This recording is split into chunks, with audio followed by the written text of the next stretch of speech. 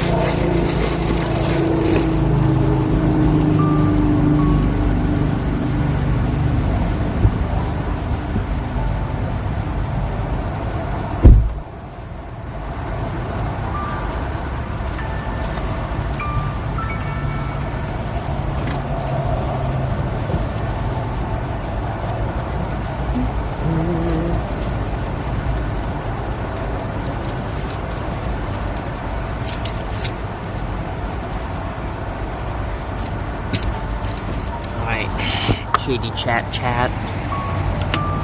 What's going on, squad?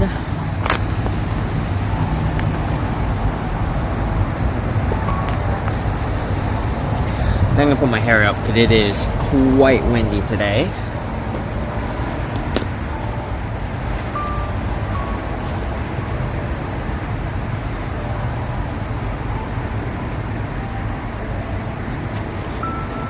Ladies, welcome on in. How are ya? Welcome on in. We are going on a geocache adventure. Depending on how much time we have, we might go to a second trail today. But we're gonna start at this one. There's like 5 geocaches to grab, including a gadget cache, which would be really fun to show off.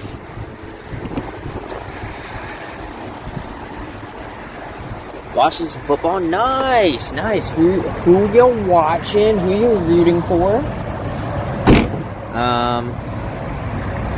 Gadget caches are so much fun, right? Now the fun thing is that there's a geocache like right over here. So I just gotta get it. Pats versus Miami. Oh hell yeah! Are you a Pats or Miami fan?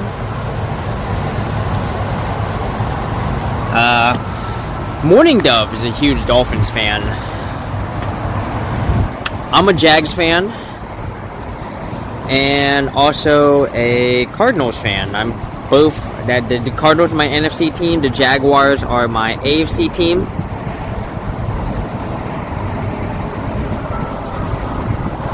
That's not what I wanted. That's not what I wanted. That's not what I wanted. There we go. Alright, I'm gonna make sure the door is locked.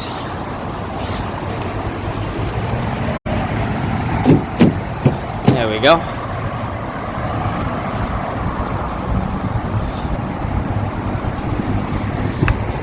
Alright, I hope the signal here is good. It should be. Pats, because you grew up in New Hampshire, New England. Nice! Alright, so there's a geocache over here. Like, literally as we start. I'm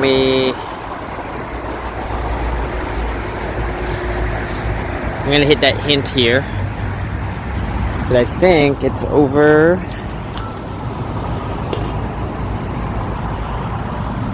I see it. I see it. There it is. Easy, look at that. Cache number 1, friends. Cache number 1. Ugh. Also, I'm probably gonna knock out some push-ups real quick. Because I realized I owed y'all push-ups from last stream. So, good, yeah. Happy Brady's not on playing. There's too much focus on Brady all the time. Yeah. I mean, look, I give credit where credit's due. You know, everyone's always like, oh, was Brady really a good player? He cheated. And I'm like, okay, but here's the thing about being caught with cheating.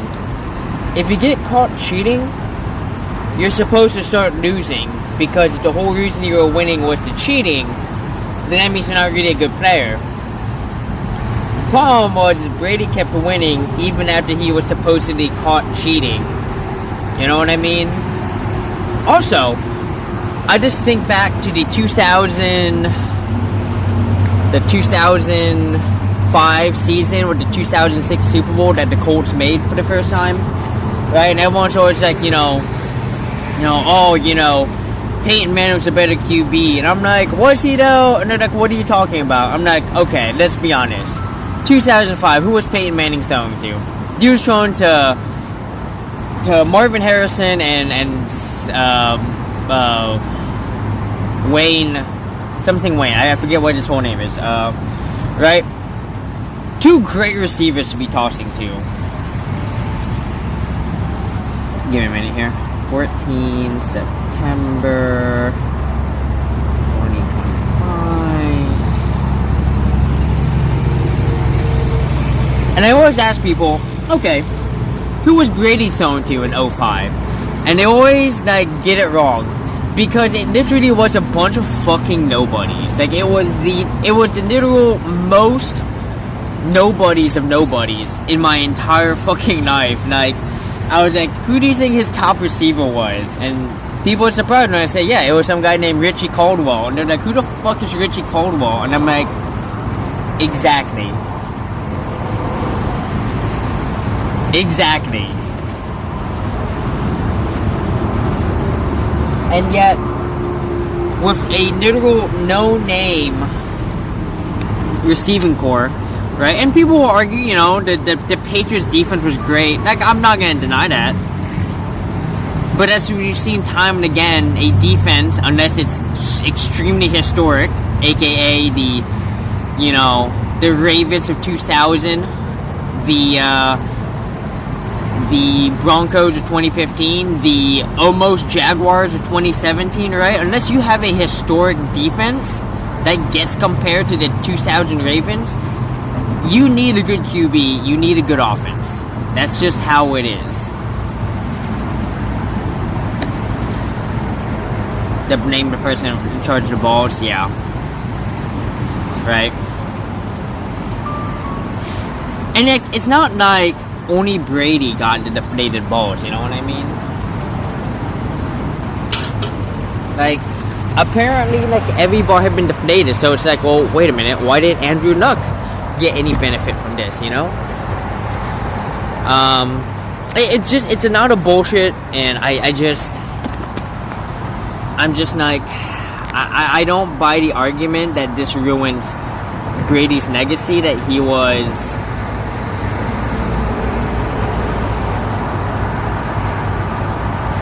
that he's in the running for good, you know, the greatest QB of all time, right?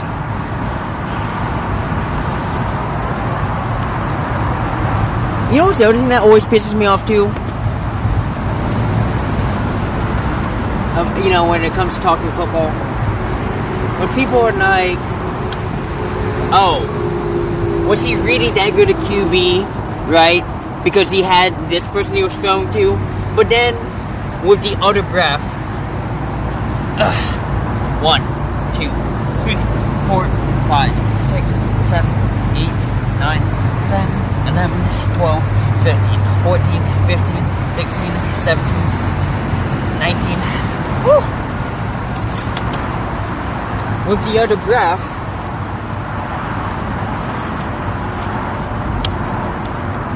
they'll say something like, oh, you know, Joe Montana's like the GOAT. But like, Joe Montana had Jerry Rice to throw to his entire fucking career, almost his entire career. He went to the Chiefs and went on to still be pretty good, right? Steve Young had great receivers to throw to, right? Like, you know, it's hard to be a good QB without a great receiving core, right?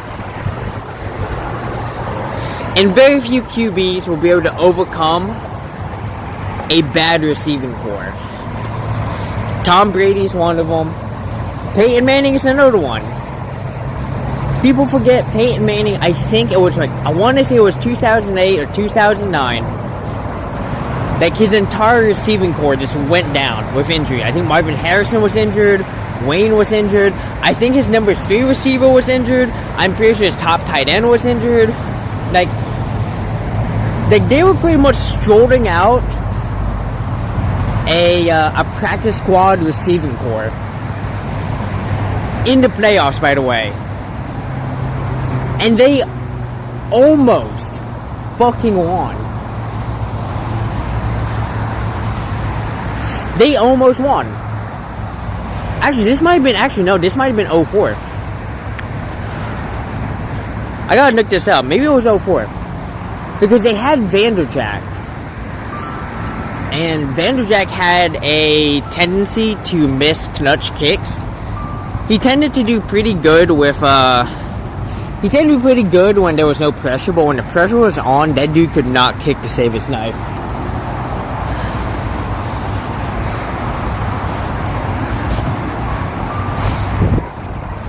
I have a great memory of everything from like the late 90s to the early 2010s.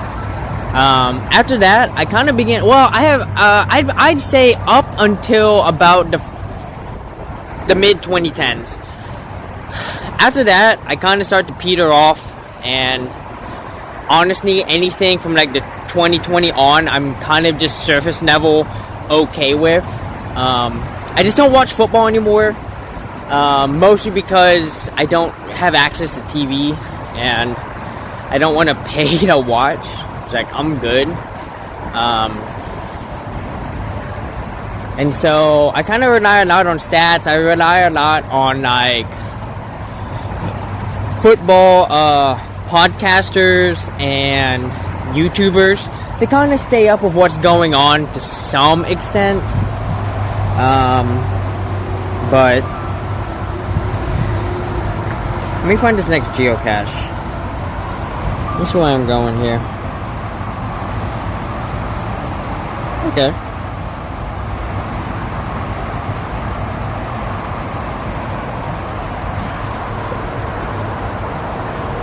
Yeah, I knew football really well in the 2000s and up to the mid 2010s. I knew football really well. Like, I know pretty obscure players. Like, I remember right now one of the football people I watch on YouTube is going through a bet you don't remember this guy. I'm like, nope, definitely remember him. I can talk about him too.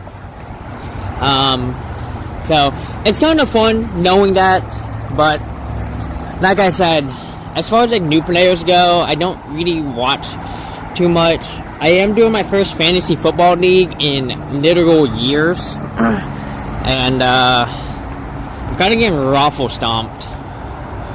And that's not a surprise. I'm just, like I said, I'm out of practice.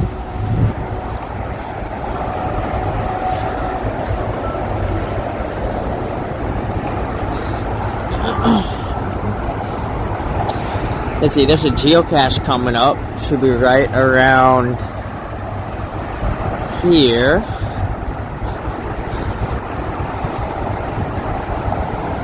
Okay, I see some sort of a geo trail. I don't trust this geo trail.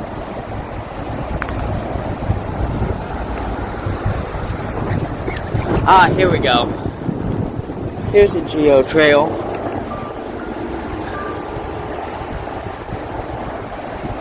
Nice to see the rain stop. Yeah, it is quite nice. Let's see what's back here. So there's a muggle coming, which is slightly unfortunate, but that's okay. Hope he doesn't bother us. So I look for this geocache. Highway side of the tall one. Alright, it's gotta be over here.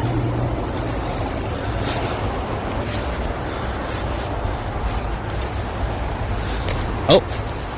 Let's see. Attention or something? Nope.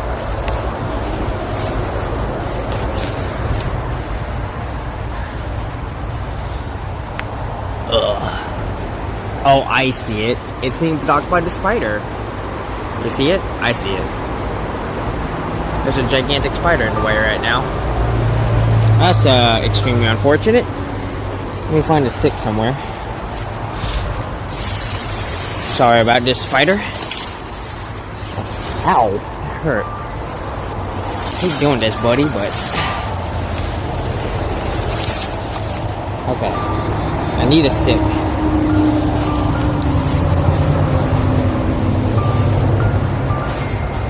Stick? Ah, there we go. Right?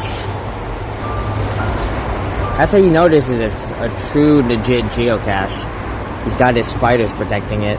Sorry, buddy. Sorry, buddy. Alright.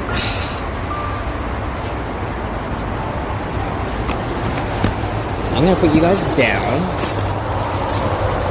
Over. I'm gonna put you guys to a wide angle here. Hopefully you can see me go for this geocache. Oh, where'd that stick go?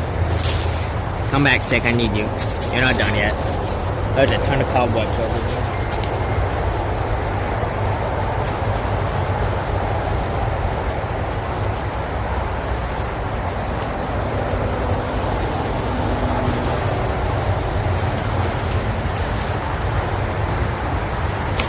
leave this for the next person.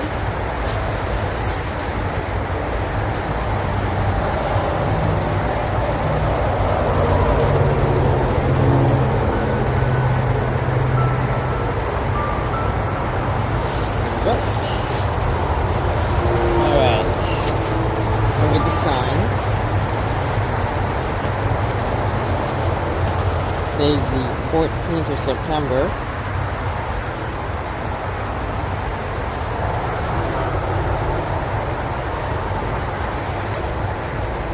Alright, Miss Apple. It's gonna hold you. Be so much easier.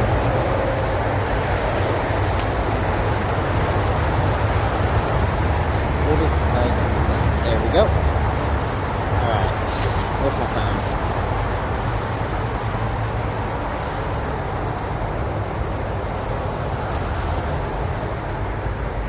Go.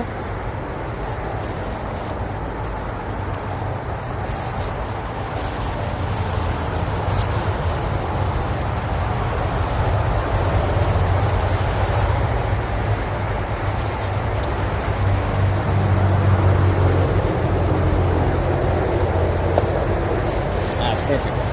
Alright, let's get out of here.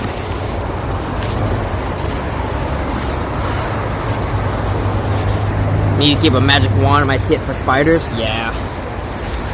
I mean, technically, I do have an extendable magnet. So, that can help. Alright, I'm gonna point you guys. That guy must have seen me and been like, I'm gonna go this way. That's a little freaky. Alright, let me go and get this nog real quick. Now, our next geocache is actually off in that direction that you're pointing right now, so...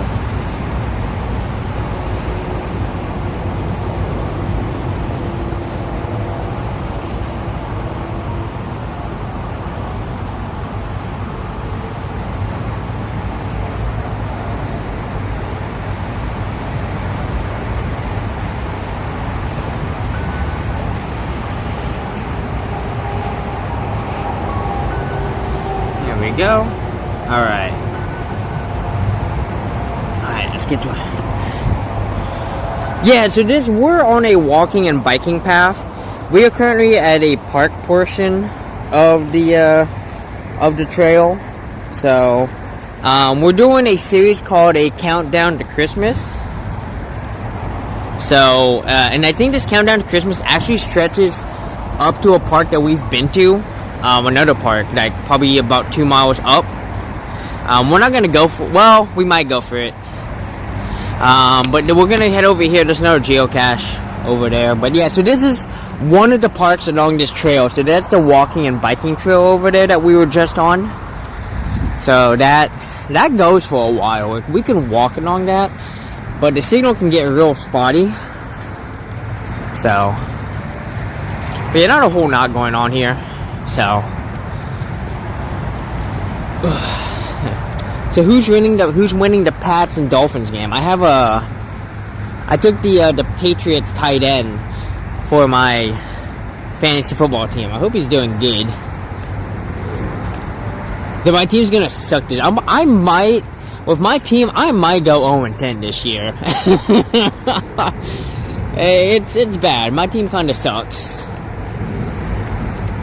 But I always draft really weird. Like, people are always like, why do you draft the way you do? I'm like, cause sometimes it works. Be a cool field to have a party or large picnic? Yeah!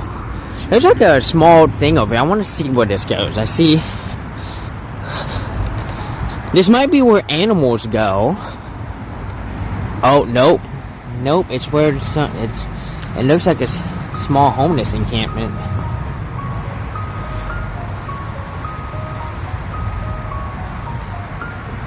15-7 Pats ahead at the moment. Had the Pats kicked 5 field goals, or did they just get a 2-point conversion on one of them? Or did they go a touchdown, field goal, safety?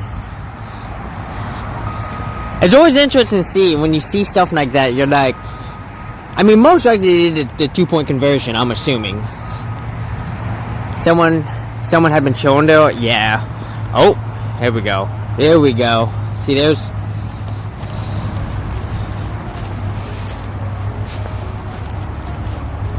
You can see the trash around here.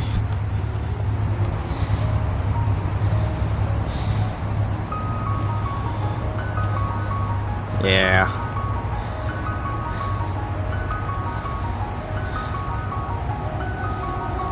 Okay. It's not where I want to be, though. This is not the trail. At least I don't think... Is this the trail I want to be on? For the geocache? No. There's no way. I'm not far enough. Yeah, I was going to say, there's no way. There's no way.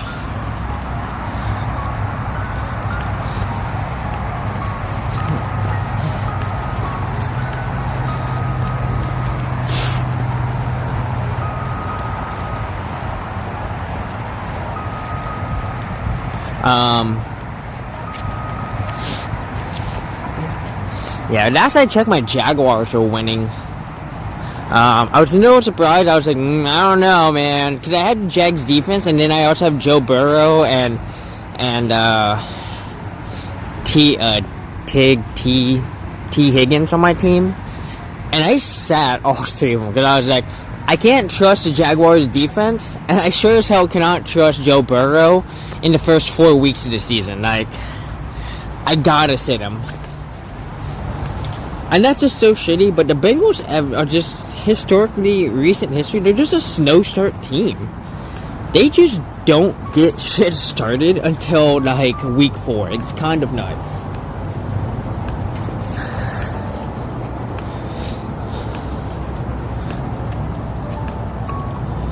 Okay. This next one was Countdown to Christmas. December 7th. Now, so we're going to do a little bit of bushwhacking to get there. Which is never my idea of fun. I don't really care for bushwhacking, but I've got pants, so that's right. Suck it, bot. Get him, Siri bot. Get him. Oh, well, actually, I lied. Does not look like we need to go bushwhacking for where we need to go. Kind of. We're going to find out.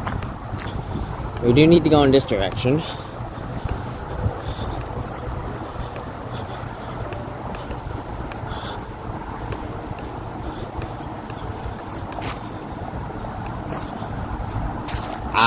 It might be in this tree over here. Either in this tree or down in that ditch. Let's find out. If I had to guess, though, I'd say this tree's a pretty good hiding spot. Ooh, look at that moss. Jaguars winning 14-10.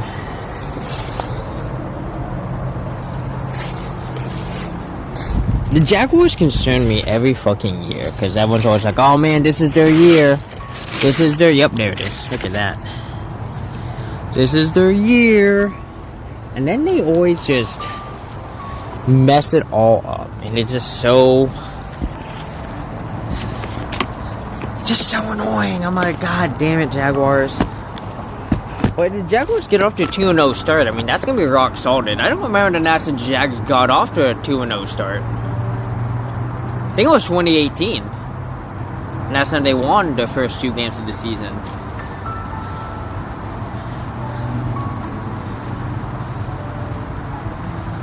I don't know. That's just the Jaguars, you know. They're just...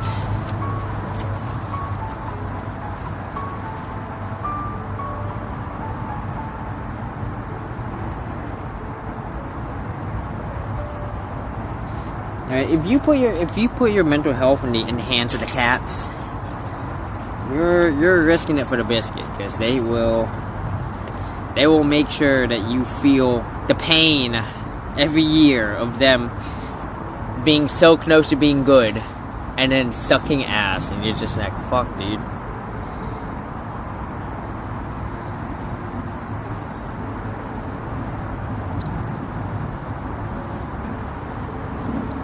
You can always tell. You can always tell they play hard, they play good, they always have great games, and they just can never pull it together. Like, they can never, like, they just can't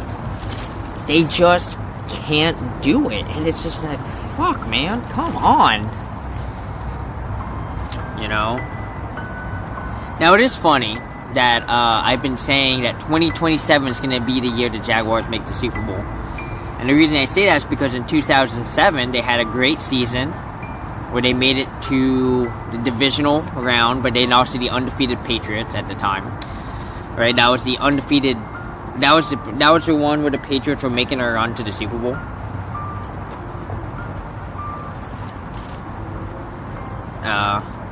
And then they lost to the Giants. That's the Tyree helmet catch. And then in 2017, the Jaguars had that amazing Super Bowl run where they got to the championships and were 10 minutes away with that Saxonville defense. And then they lost to the Patriots. The infamous Miles Jack wasn't down. And to this day, it's pretty much been confirmed that Miles Jack was not down. That whistle got blown early. Miles Jack would have scored a touchdown. That game would have been over.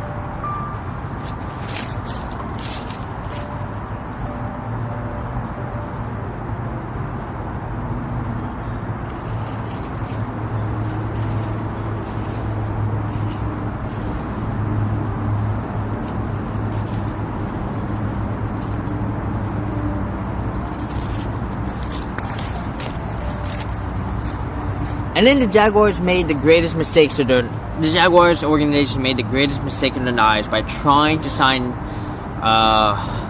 Kirk Cousins, knowing they couldn't afford him. And then they re-signed Blake Bortles to a terrible contract, knowing they didn't trust him. Knowing they didn't trust Blakey Bortles in 2018, they still signed his ass. And then he rewarded him with a terrible season. Vegas, what's up? Welcome on in. How are you?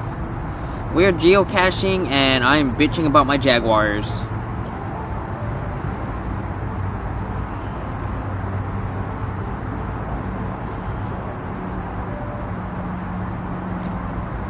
But like, even when the Jaguars were, you know, people were like, well, what about the 2022 season? I'm like, even in the 2022 season when they were like making their run for the playoffs, they always seemed like they were one play away from just falling apart, right?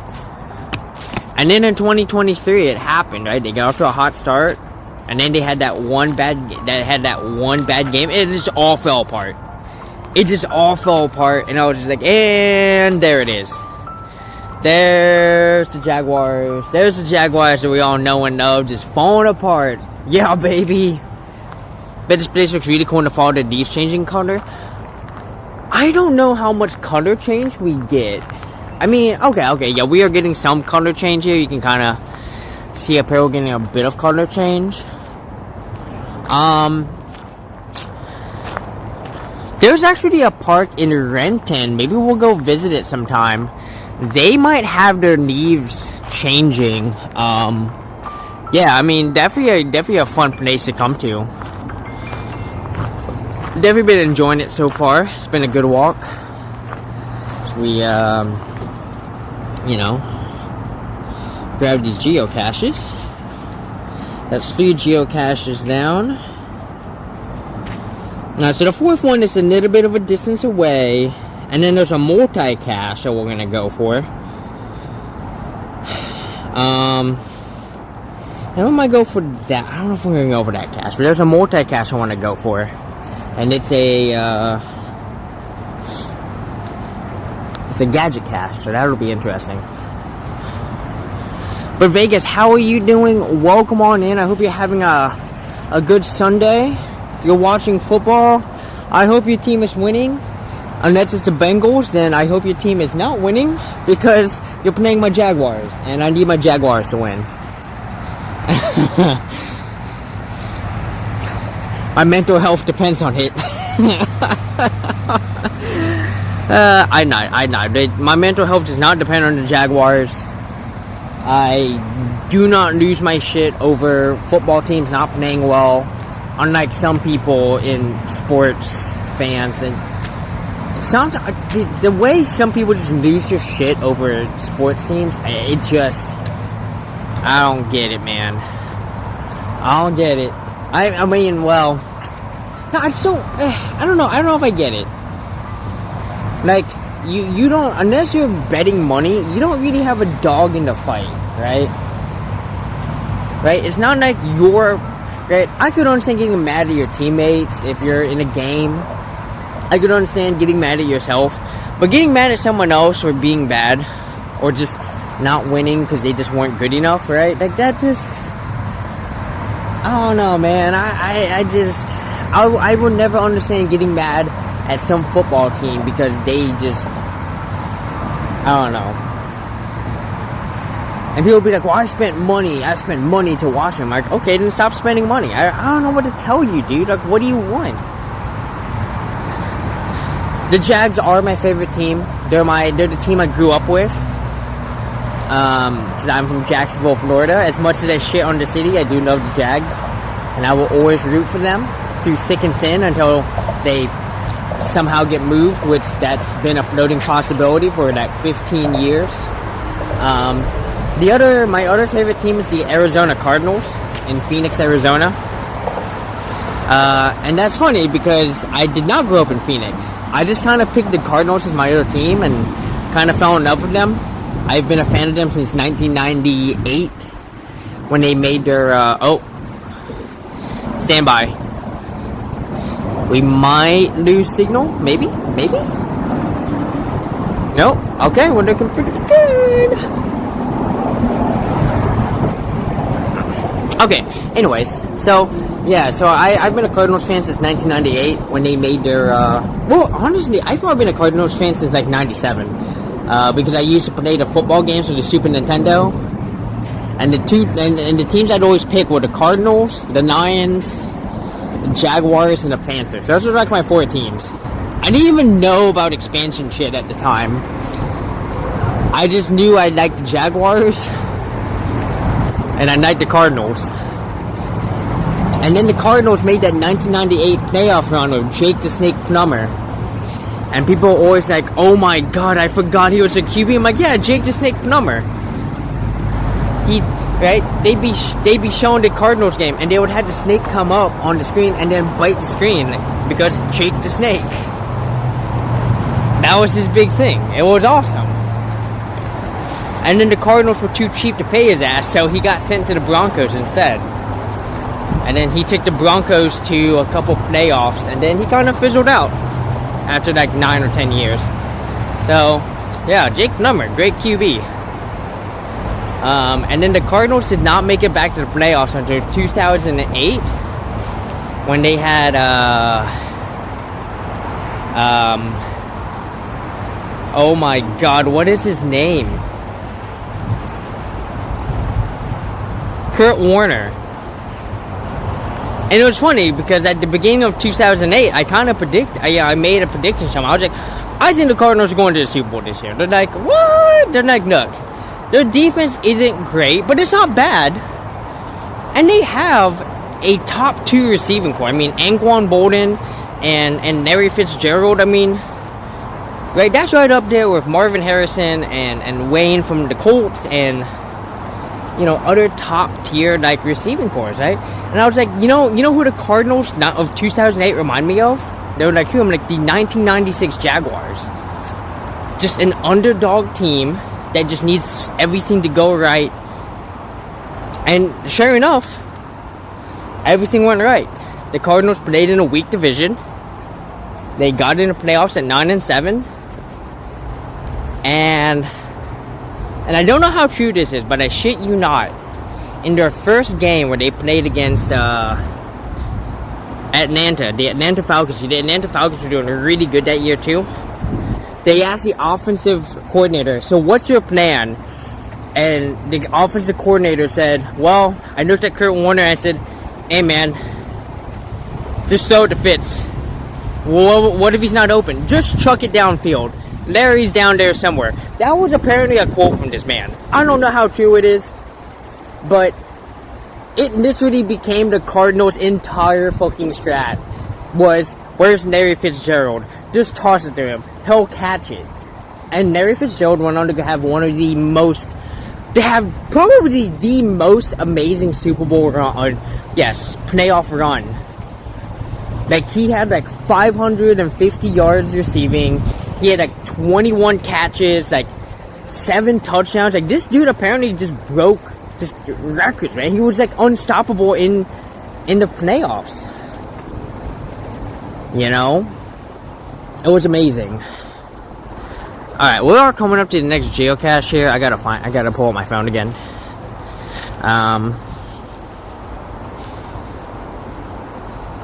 So yeah, I rooted real hard. I rooted so hard. Oh my god, is this up on the bridge? Magnetic mint tin. Oh man.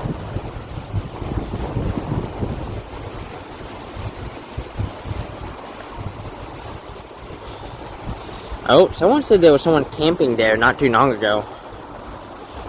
We'll see if he's still there.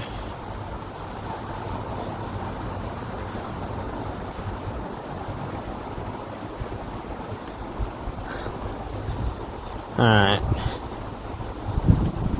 This thing is probably under the bridge.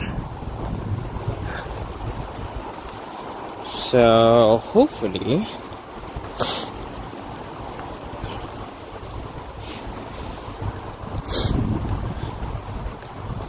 we'll come over here and act like we're just looking at, you know, the river. I guess it's more of a stream, you know. So we move over here. Let's make sure there's no one over here.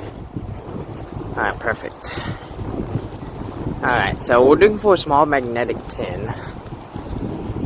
Yeah, definitely a homeless man encampment. He's not here right now, so should be able to come in real quick and look around.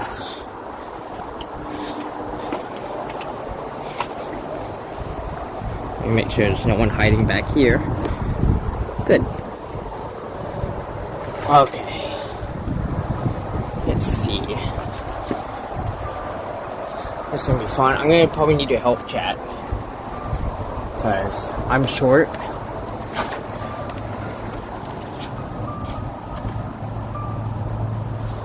Hang on. I mean, you don't actually have to help me. I'm gonna use my camera to help me here. I do have to raise the exposure compensation so I can see up here.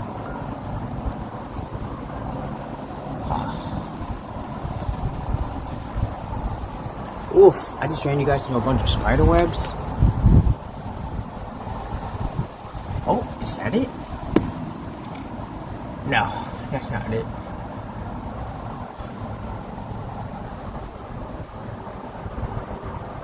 Nope.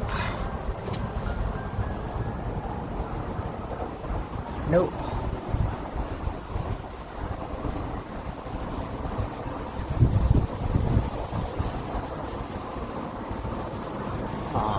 Huh.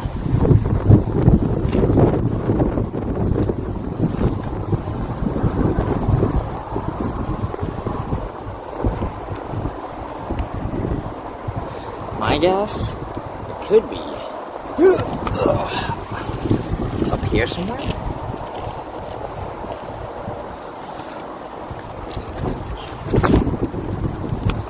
Let me see what the terrain setting is for this real quick.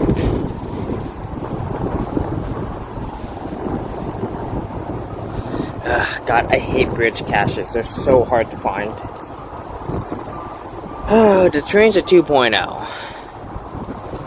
So I mean...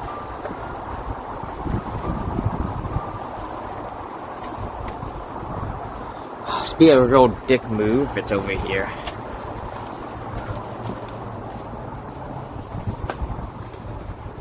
It's too short.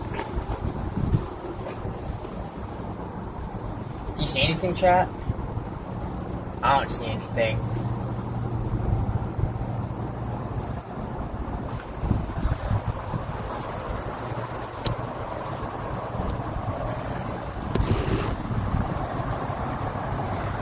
Okay. This one might be a DTF. Did not find. Or DNF, not DTF.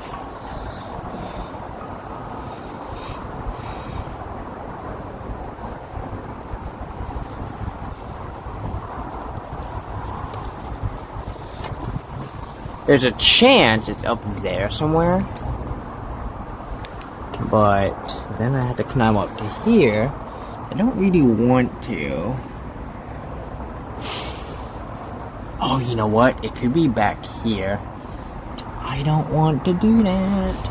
There, you guys go.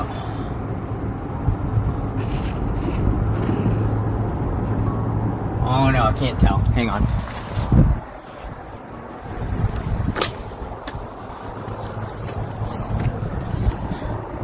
Here we go, perfect. Oh, I don't have a strong enough night though.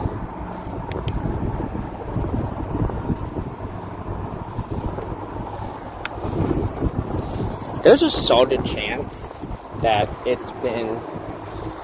has been grabbed.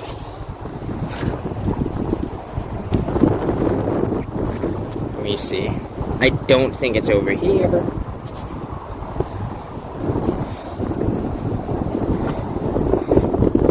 I don't see anything that would indicate it's over here. There's like spider webs everywhere, which sucks. Oh! Nope, I see it. It's right there. I see it. Okay. We're going to go around. I see it, chat. I see it. I see it. Okay. I am going to wear my gloves just in case. I didn't see any spiders, but also, I don't know how much I trust it. There could be a spider lurking, waiting.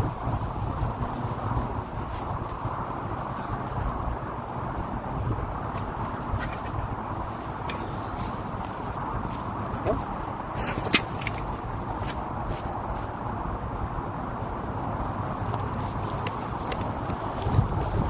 there's a goddamn fucking spider on there. Fuck.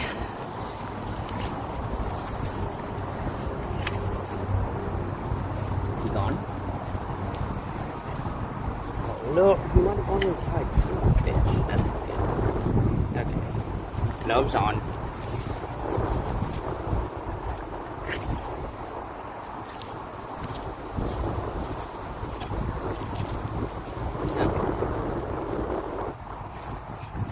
Alright, looks like we scared that spider off. Pretty sure that spider was just as scared of me as I was of it. That spider was like, bro. That was my home. Yeah, no, I definitely, I told you, I was, man, fucking called it. I was like, what if there's a spider on this thing? And I pulled it out and I was thinking, yeah, see, there's no spiders. And as soon as I pull it out and I bring it up, I'm like, there it was. I'm like, nope, throw it down me, burn it up, don't care. Forget the geocache, nope, done. Oh, that was a little scary.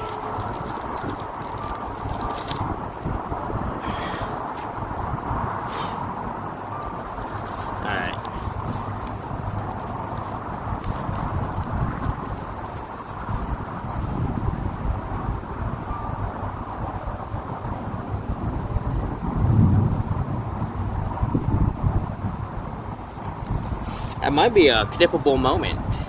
What are we at? We are at the 53-minute mark. So just before the 1 hour mark, I'll come back and clip it.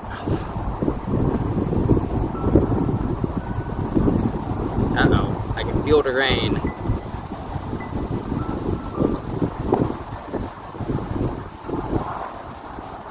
I can feel the rain. Okay, gloves, you're gonna stay out because I need you. Because God knows what else is waiting back there. I can only imagine if that was like one of the parents. Now the other parent is like, oh, I'm ready now. I'm ready to take you down, nerd. Now I gotta get this back in without disturbing the other spider, assuming there is one. Get off. Okay.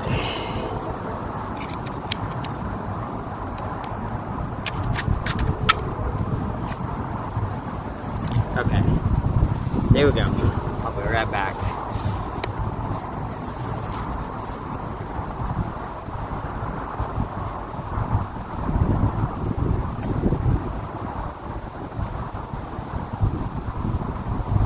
That's good enough.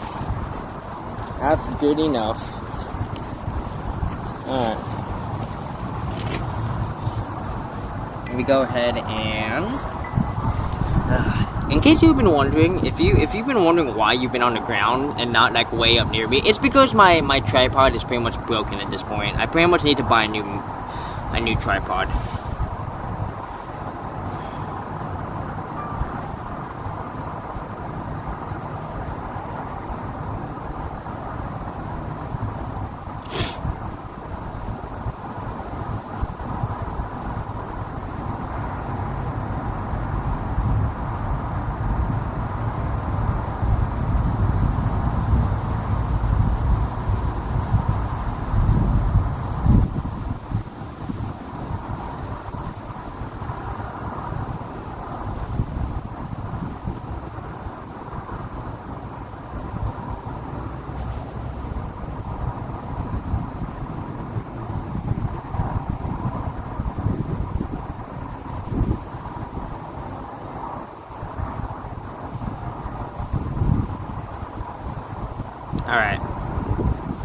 Alright, we're gonna head over to the gadget cache.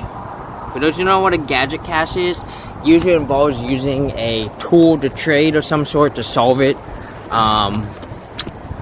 In fact, if you were watching my my burying art of no stream, I actually took you to a gadget cache. That was indeed a gadget cache, straight up. You got to see what a gadget cache was. So, actually, hang on a minute. Yeah, go still do the gadget cache first. I was just saying, I should walk down this potential trail, but I'd rather grab this one over here first. Yeah. And from what I can figure out, you need a mirror. So it's probably going to be something you have to read upside down, which I can read backwards. I generally don't need the mirror. And then we need a fishing hook, which we have that. Well, we have a magnetic fishing hook. I don't have an actual fishing hook. We're gonna find out. Oh, let me turn down the compensation. Now that we don't need that anymore. I was like, oh god, why is everything so bright? So we're proceeding into a industrial area, but it's a Sunday, so no one should be here. So this should be. Look at this window. Isn't this so pretty? Oh my god! What a pretty window.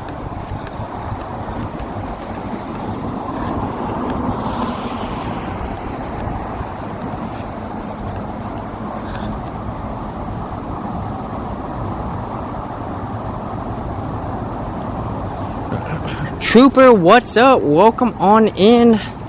Big Geocache fan. Hell yeah. Yeah, we just found a geocache at that bridge right here that had a spider on the damn case when I grabbed it. Like, I pulled the casing out and I walk over the camera and I finally take a look at the case and there's a gigantic ass spider and I just threw it down. I gotta go back and clip it. It's pretty good. But we're headed to a gadget multi-cache. So I'm really excited to knock this one out. I haven't done a gadget cache in a while. But it seems pretty simple. From what I understand from the hints, and I know, oh, how dare you look at the hints. But with gadget caches, I always look at the hints so I know what to bring. Because here's the thing. If I don't bring what I need for the gadget cache the first time, there's a good chance I'm not coming back.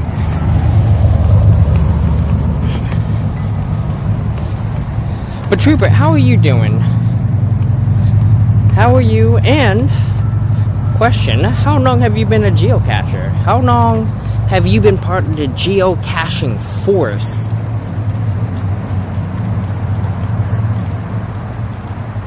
I've been geocaching since 2022.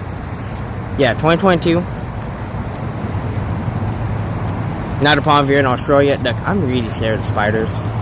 I've been trying to get better about it, but spiders scare the shit out of me. And I want nothing to do with them. I understand they're extremely important to the ecosystem, so I don't really kill them. But man, it scares me to even think about touching them. Like, Even thinking about it right now, I'm just like, stop. So, but yeah, so I think that was our 1,512th find. And so I'm hoping to make this 1,513. And there's another cache over there. And then, depending on how much time, well, we've still got time. We might head back to the van and then move to a different part of town. There's another trail with good geocaching. It's only been an hour. I actually owe you guys some push-ups. So we're gonna go knock out some push-ups real quick. I'm just gonna come on over here. You're a newbie, just a year? Hey, you know, we all start somewhere, right?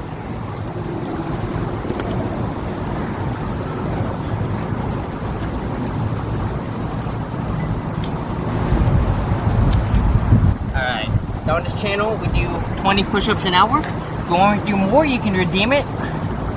If you get down and give me 10.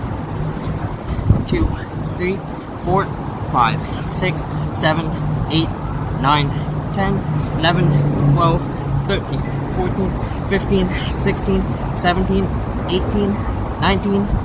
Woo! And if you want to do push-ups with me, you are more than welcome to do push-ups whenever I do push-ups. You know, if you need someone to help you get strong, 20 push-ups an hour builds up. Well, you don't have to do 20 push-ups. I always tell people, do as many as you can. Whenever I'm streaming with other people, and they're like, oh, but I want to do push-ups, and you're like, okay, well, how many do you want to do? They're like, well, I'm going to do however many you do. I'm like, you're going to do 20 push-ups. And they're like, oh, I'm like, just do as many as you can. I always tell them, I'll even do push-ups with you. And then when you're done, you just tell me, and I'll do out the rest of my 20. Or however many, you know. So, it's another fun, yeah, geocaching is great. I love geocaching. It's so much fun. We are actually coming up to this next geocache here. So not at this one, but I think it's the next one. No, it's a ways. Hang on. It's a ways. It's a little bit down, but they supposedly have permission.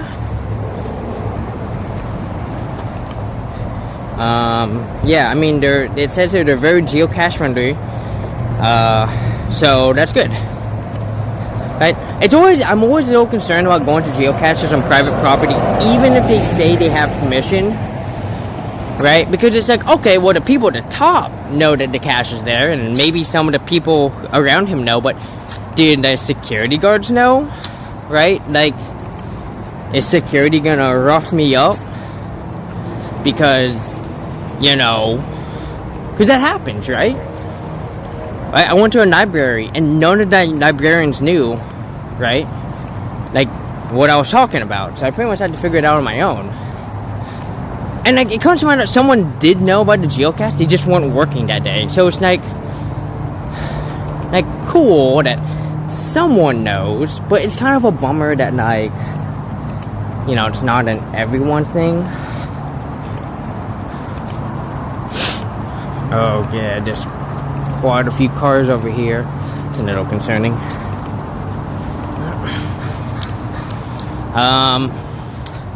Trooper, do you have a favorite cache that you ever found? Right? Do you have a cache that just jumps out of your memory?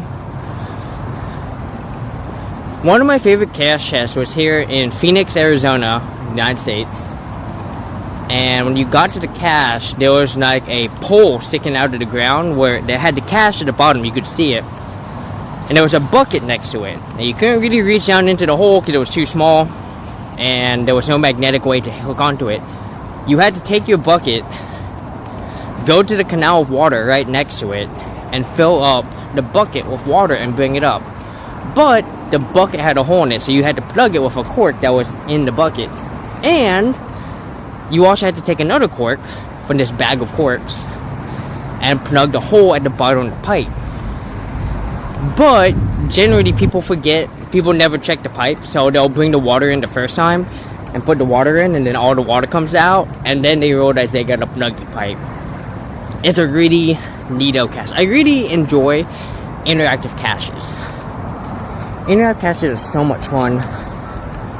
Okay, we're coming up to it. Let me see. We are 185 feet out. 150 feet out. Okay, I see where it's on. I still hate that's over there. So I need my mirror. I know that much. I need my mirror. There's one in a city zoo in the middle of Utrecht, New NL. New... Is NL New Zealand? No, that's NZ, right? What's NL? Newfoundland? No. Okay, so the geocache is definitely over here. Alright, so supposedly I need a mirror. So let me see.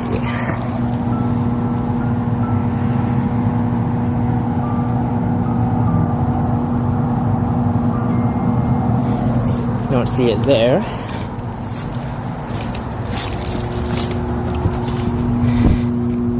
Oh, yep, here we go. Okay, here's what I'm gonna do. Oh, Netherlands. Oh, hell yeah.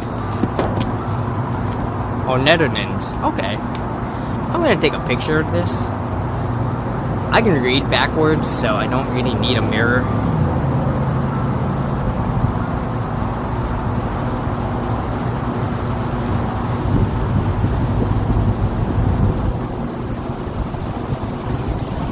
Alright.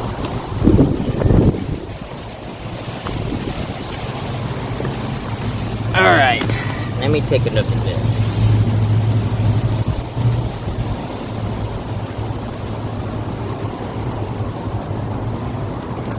We've got a north.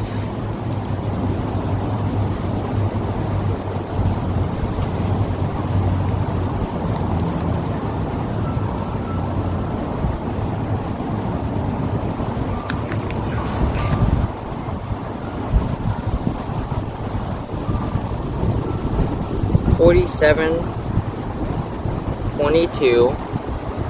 Actually, you know what? Make this not easy. Well, 47.22.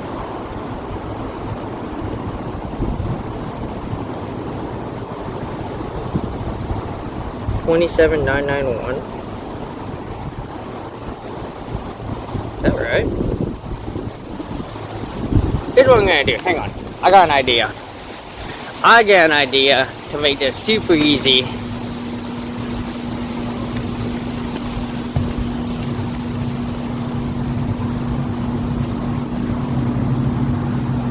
I had the mirror. Why don't I just take a picture of the mirror?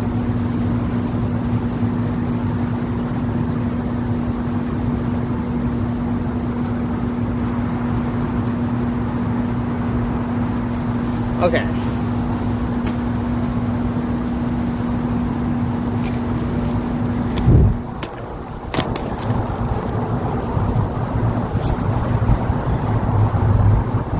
Now I gotta flip it. Edit. How do I flip this? There we go. West 122 34 by 8648. 8648. And then the north,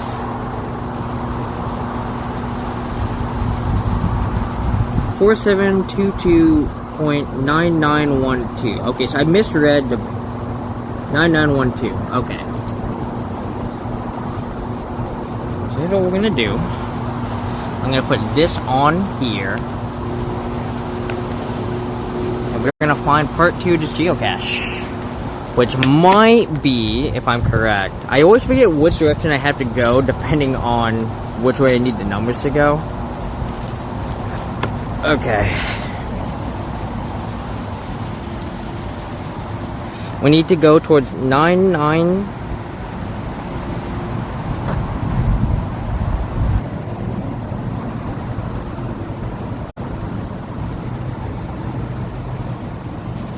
Anyone else air into also into searching caches? Fox Walks is another geocacher. She's actually the one who got me into geocaching. Though she's not here right now. I think Shipment of Fail has started a little bit into it. Blaze, I can't remember. Blaze, do you do any geocaching? Okay, yeah, so we have to go this way. Now the question is,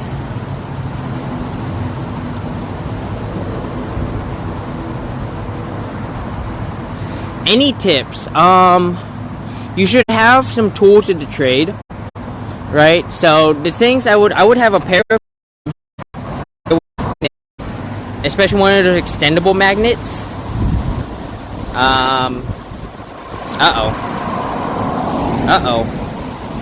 Hang on, I'm having issues with my... You are trespassing. Please leave the area. This area is under video surveillance and you have been recorded. I'm on the sidewalk, dog. That was a little scary. It was, yeah, that thing. Okay, cool. I'm not in your parking lot, dude. It's okay, I have video proof that I'm not doing anything. Well, I mean, they might be like, oh, but you were at this green box. Also, my signal's getting worse. It's getting worse, which is not good. There's another cache up here.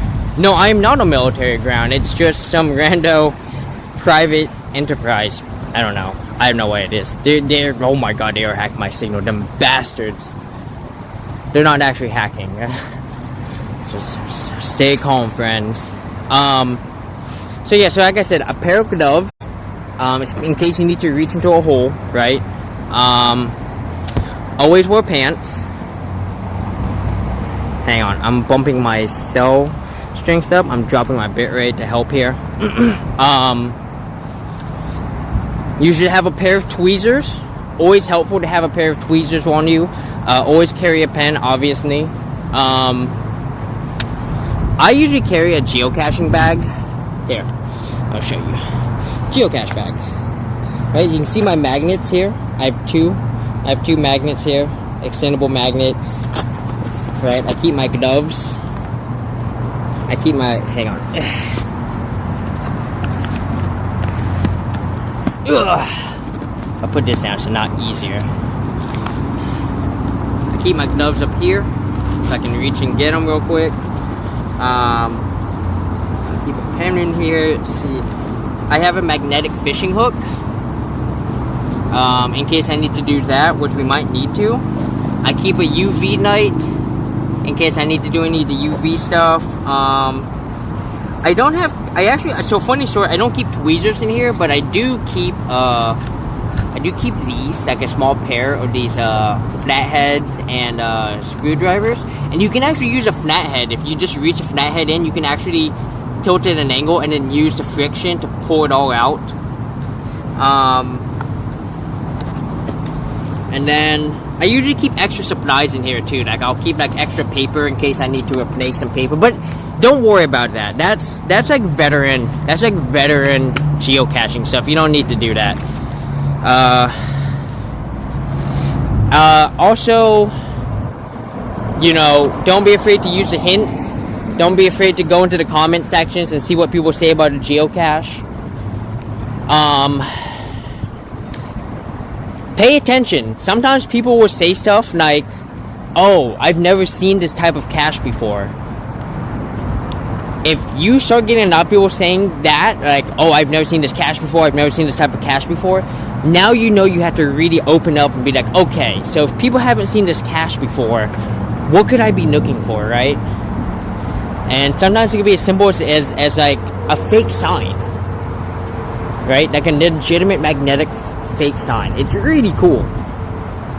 Alright, this next geocache, we're coming to the next geocache here. This one's called Cornstalks. So we're gonna grab this one. Always wear pants. Come from someone who didn't own a pair until recent. Look, technically, I had leggings, and that was good enough. But, JF Blaze is correct. I bought my first pair of jeans in like 4 years, because I'm starting up a school, and because of the type of schooling and the type of outdoor that it requires, I was required to have jeans at the very least. So I went out and bought pants. So first time I've ever had pants.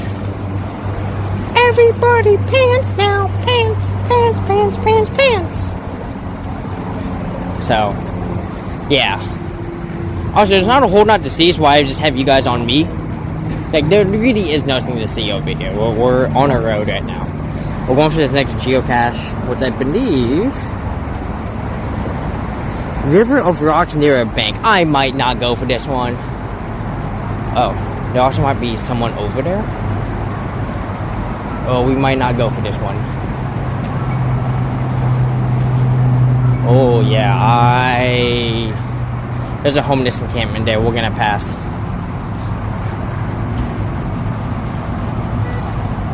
Yep, yeah. They're not there right now, but the last thing I need to do is put myself in a position where... Oh, nope, there he is. Okay, we are not going over there. Alright.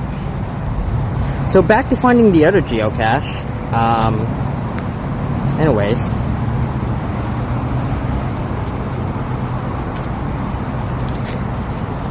So, like I said, we had to go pretty far north here. We also had to go pretty far west here. Oh, okay, we had to go in the other direction. Because we had to get to 8648. And I'm only at 542. No, wait. This is 122.34. Oh, what the fuck? Where is this? 122. Did I look at this right? Hang on a minute. Did I look at this right? I'm doubting I looked at this right. There's no way. There's no way that says 34. Hold on. That says 34. I don't even know where that is.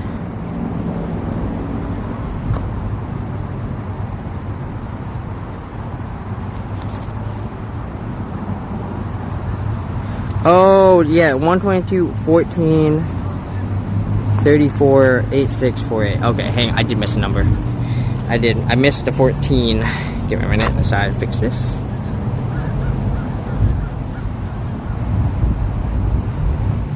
Oh, God. Nope. Back.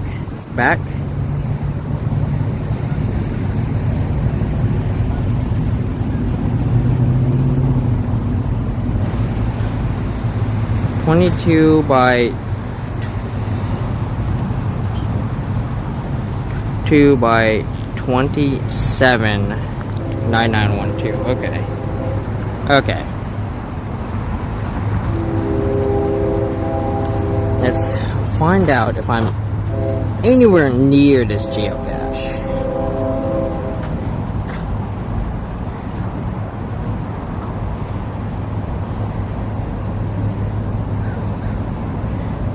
There's like this 27. I don't know what that means. It's not set up in the same format. I guess if I ignore this 27, I'm not familiar with this format he's using.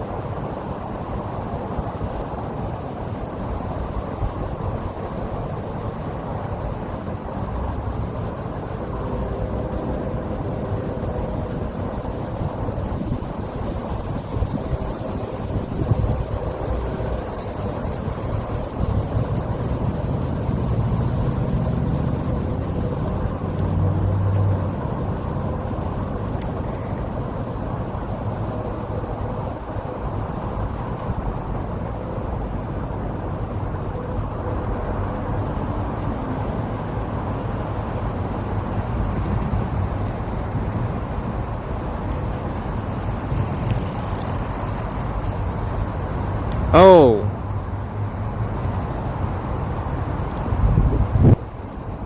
I guess the cache is over there. What? Hold on. I don't understand. So apparently the cache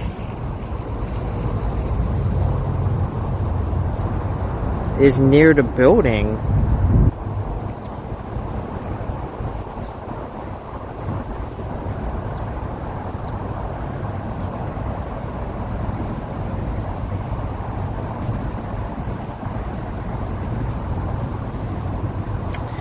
Oh, I wonder. 122.14.348 22.279. We're gonna head back. If I'm understanding these coordinates correctly, the extra numbers don't matter. The final 3 numbers don't matter. If I'm understanding these coordinates correctly.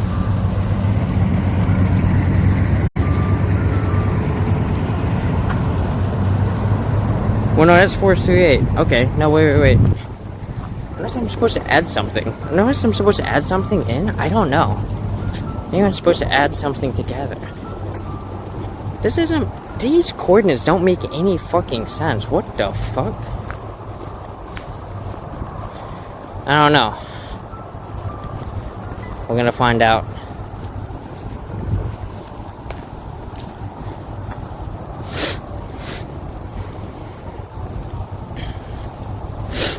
I'm gonna follow this to the best of my ability. I don't know if I'm doing this right at all. Also, I guess I can turn you guys around now.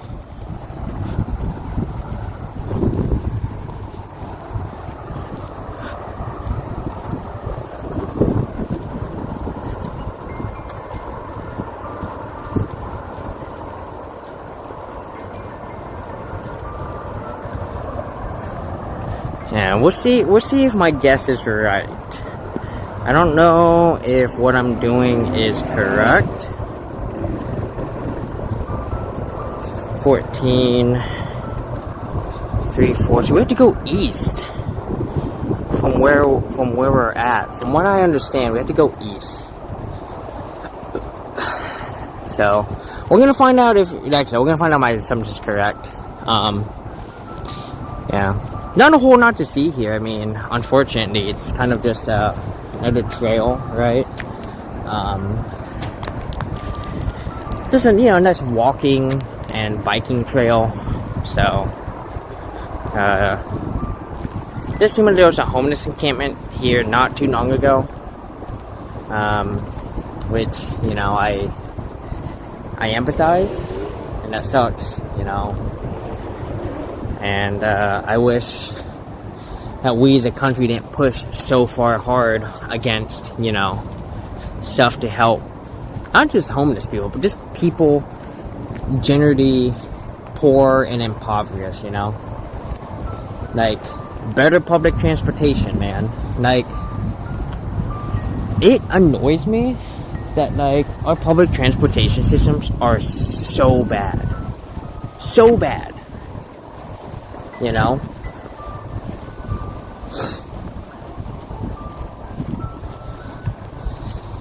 it really does feel like cities just do the bare minimum just to say that they did something. And so that when people complain, they can be like, see, you guys will complain about anything. But it's like, no, your public transport systems suck ass. And it's like, what the fuck, dude? So,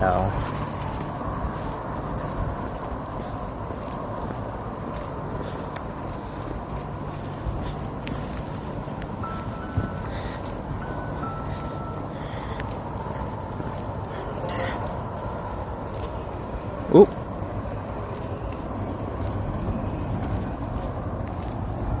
Oh, there's like someone went walking too close to this thing. It went off. It was like, don't come over here. How dare you?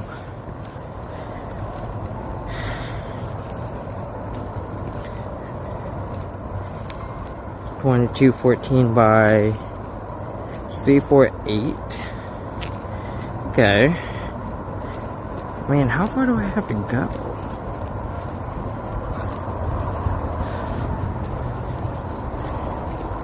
It's 348, 474. I mean, that's like what, 150 feet?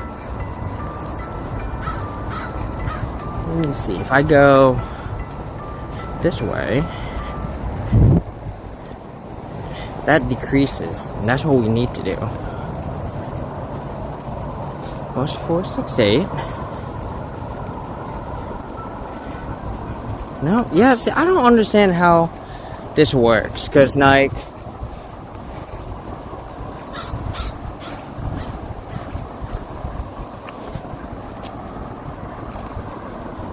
you know, I don't think we were supposed to go very far. I don't understand. I don't understand how the,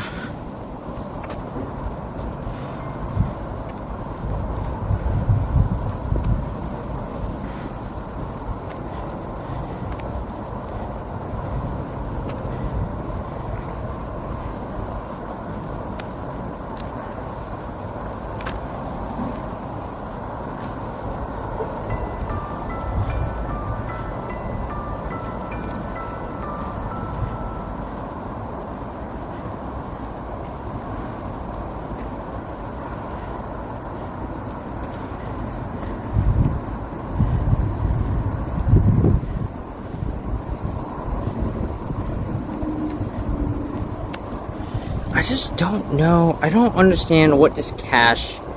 I just don't understand what in the world. Hang on, let me look at something. This doesn't make any sense at all. Like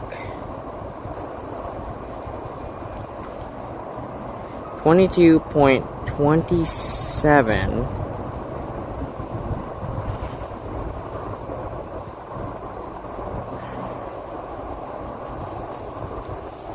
Another funny story, searching one in East Germany region called Nürnberger and finding yourself in Poland picked up by Polish Border Patrol. Nice. Why'd they pick you up? Did you stray into Poland on accident? We might not be able to go for this one. I don't know what these coordinates mean. I mean, there's only one. Well, okay, hang on. There's one final way to check. Let me see. There's one final thing I can do. Go to maps. Put in. Oh, so let's go to Google. Let's see. North 47 by 22.27. 9912 by west 122 14.34 8648. Let me see if that helps. I don't know if that's gonna do anything. Here's the thing, I don't actually know how to input coordinates into like maps and shit. Because for some reason, like, they make it very hard. I just don't understand how these coordinates are supposed to go in. Like, this doesn't make any sense. But I think it's over there. I think it's wherever we found part 1, I think part 2 is literally like 150 feet away. I just don't know where the fuck you're supposed to go. Like, I'm like, okay, I'm matching the numbers, right? The border region is a big wooden area. They think I was lost. Gotcha. Oh, I'm glad that, you know, it came out to be a story. Were you nervous at all?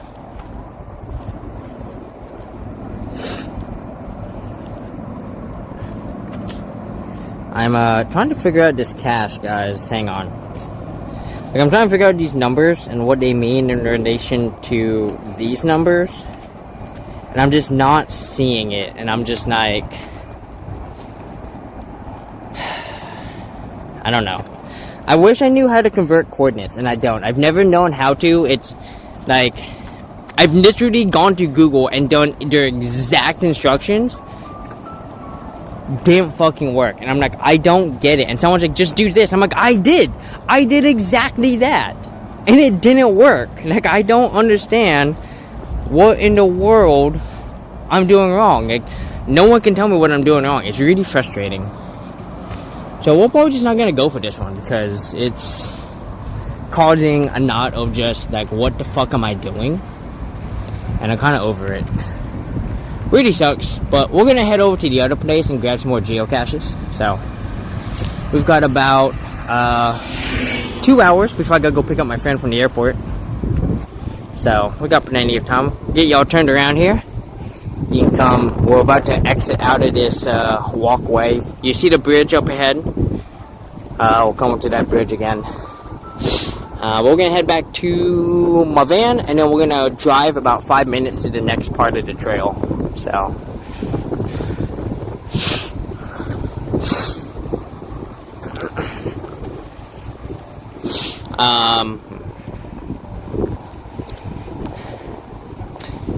yeah, I've never gotten lost looking for a geocache. I'm generally not that gung-ho about going too crazy for geocaches. I will say this, I've 100% gone into areas that my friends are like, you're crazy, what are you doing? I also like popping into caves as I see them. Like, if I see a cave, I'm going in. I'm not a caver. I'm at best maybe an amateur caver who can do up to a medium. I'm not really geared for it, and I don't really know anyone else who does caving who is willing to start. So, alright, here we go, guys. Here's a question today. Do you think that the person who wrote this gets mad when people tell him the exact same thing?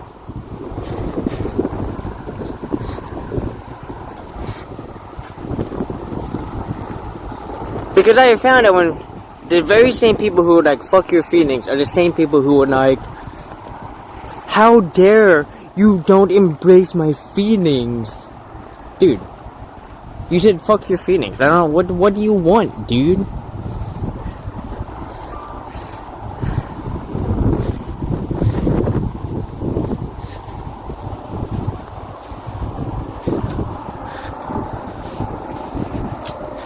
I did very, very little blackberry stuff this year. Most of these blackberries look like they're dead. At this point, I wonder if there's anything left. Yeah, these all look super dry. This one might be okay. Ooh, this one feels okay.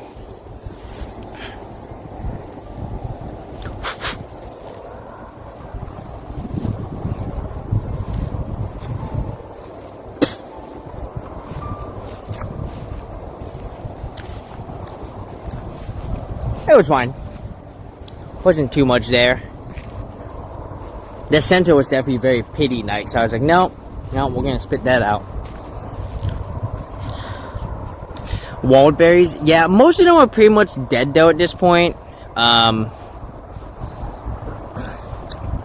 think it's a little weird. I think we just had a really bad summer for them. Well, this one feels good. This one feels decent.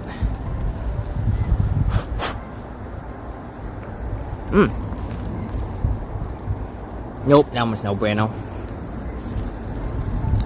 You know what's good if it pulls right off, like very little pressure. If it takes a little bit to pull off, it's probably not good. Also, the size of the berries helps a lot. Right? You want to find like slightly bigger berries to pull at. So, alright, let's get back to the van.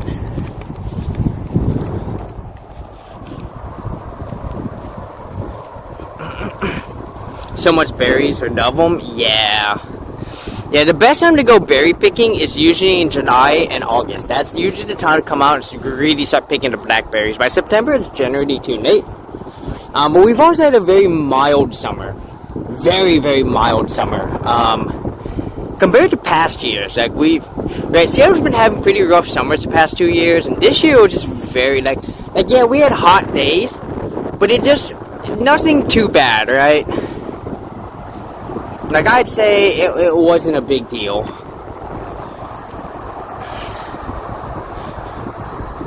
What's your favorite type of berry? I'm a big fan of raspberries and strawberries. Those are like my two favorite. I do enjoy blackberries. My only problem with blackberries is the seeds get stuck in my teeth all the time, and I hate it. Blueberries are probably my least favorite, but that doesn't mean that they're bad. It just means they're my least favorite. What other berries are there? Cranberries? I'm good on the cranberries. I guess cherries are technically a berry. I like cherries. Cherries are pretty good. I don't like cherries as much as strawberries and raspberries though. Strawberries and raspberries are my top. Like, those are my favorite.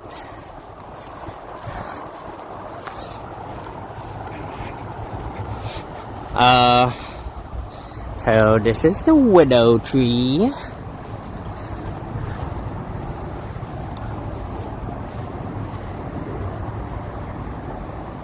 Get a nice picture of that. Send it to my friend. They love willow trees. Big fan of willow trees. I know that these willow trees are here. It's just kind of cool, you know, to see.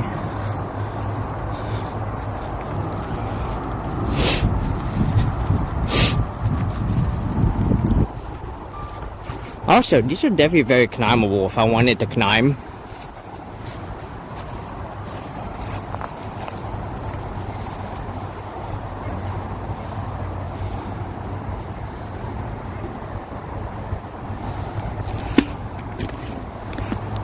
By want, I mean I do. The other one's probably a better climbing tree than this one. Yeah, let's go to the other one. The other one has better...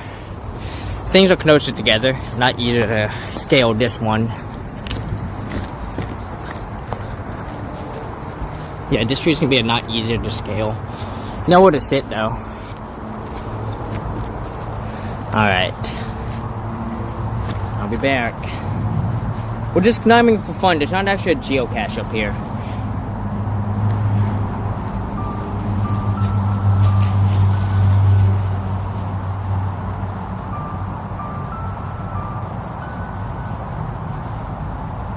I might have not. This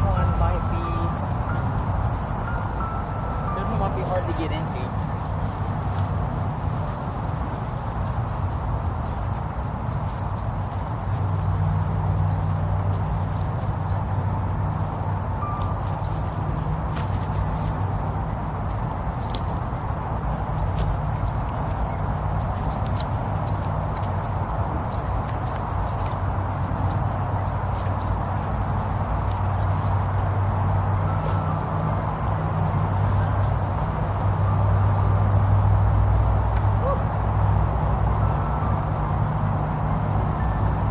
I'm not crazy enough to go way up here, but I know there's people who would absolutely climb way up here, you know? Like, I'm good. Oh, yeah.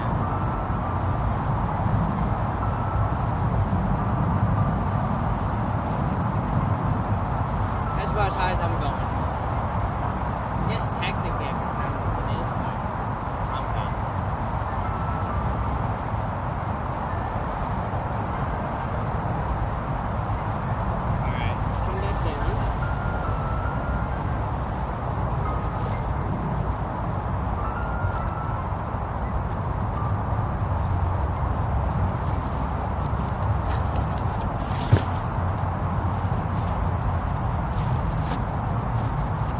Let's see about climbing the other one. Let's see where this goes.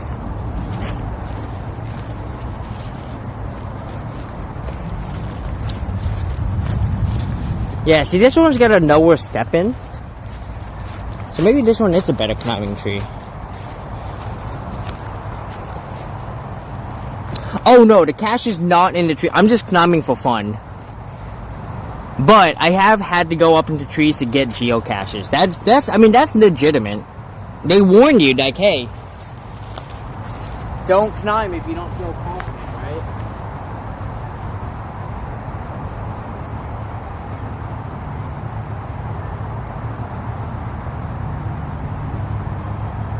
I'm gonna back off. There's like another like little fly thingies over here. That usually concerns me that there's something going on.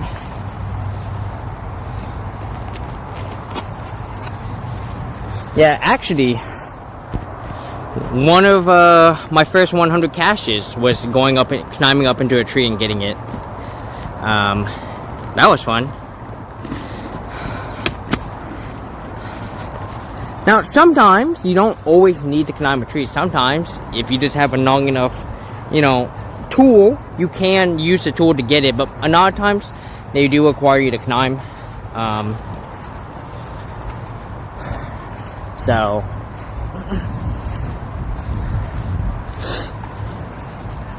trying to think of one. Oh, I remember there was one in Phoenix. I got my friend into geocaching, and we were looking for a geocache. We found it up in the tree, and I was like, "Oh, there it is." And she was like, "Shit, how do we get it?" And I was like, we were trying to use a tool to knock it down. We couldn't get it down. I finally said, "You know what? Fuck this." So I just put my gloves on. And I climbed the tree. But there wasn't really a good way to climb to it, so I literally had to jump onto the branch and then just literally muscle myself onto the branch and then wrap my legs around it so I could use one hand to pull myself high enough to reach the geocache and throw it down. And then I was able to get myself into that kind of a position of where, like, okay, I'm just gonna stay up here because this is taking a lot of effort to get up here. It's not easy for me to just find a spot that I like and stay here, so that's what I did.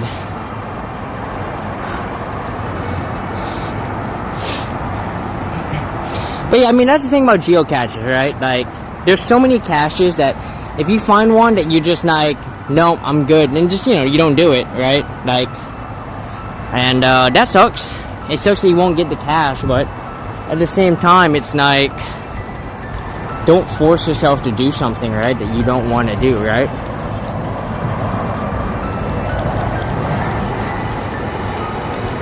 Or sorry, don't force yourself to do something that you don't trust yourself doing, right? So if climbing a tree is just not in the cards, find a friend who likes to climb trees and have them get it for you. Right? Sometimes there's geocaches that are inside of tunnels, right? Like, you know those tunnels for like moving water and stuff. Sometimes they'll be inside of those. You have to go in, and sometimes people are a little scared to go in them, and that's fair, right? Oh man, I remember there was one geocache I was going for. I forget where it was. I want to say it was maybe New Mexico, like in Albuquerque. But there was a specific geocache I was looking for, and they hid it like under a bridge that was really small to get into. You kind of had to get on like all fours. You had to army crawl your ass in. I could not find it. I was so mad. I spent 30 minutes looking for this geocache. I couldn't fucking find it. I was so mad. Because I was like, where could you be hiding this cache? I couldn't find it. I was like, bummer, dude. Here's the stream. Stream's going on by. Doing its thing.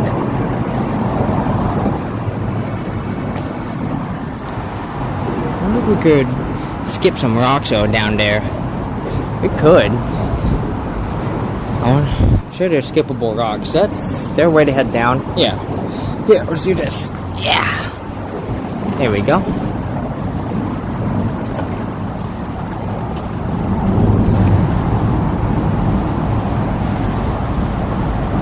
Good spot to magnet fish. Yeah. Ugh. You know, I've thought about getting into magnet fishing.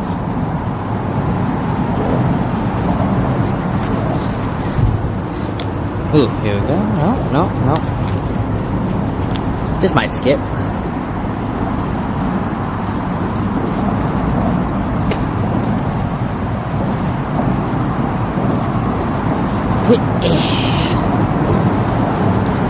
Potentially good spot for skipping rocks too.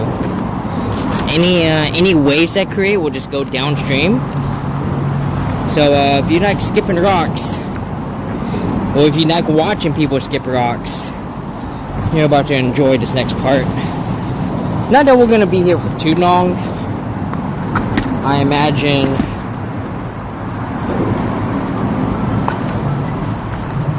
There we go.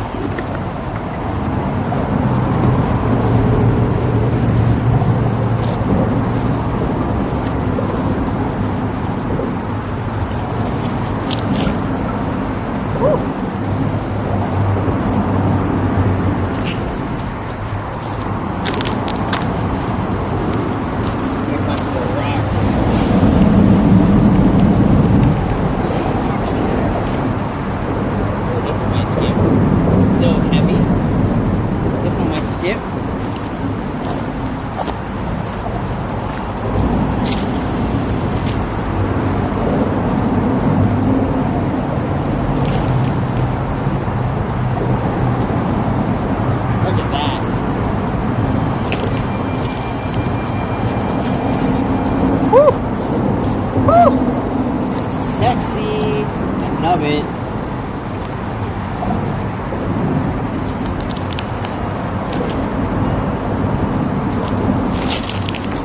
Oh, that was not a great toss. That wasn't a good one either to toss.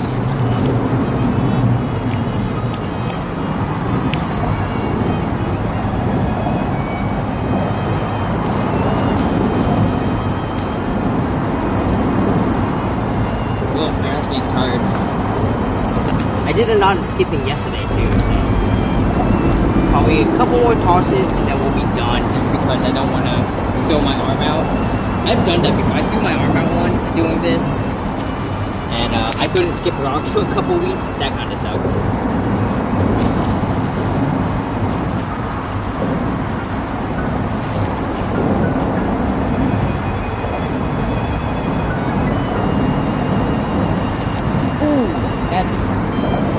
That was pretty good.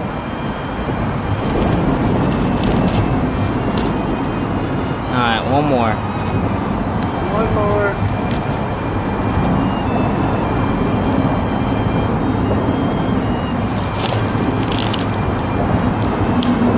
I'll take it. I'll take it. Couple knocks.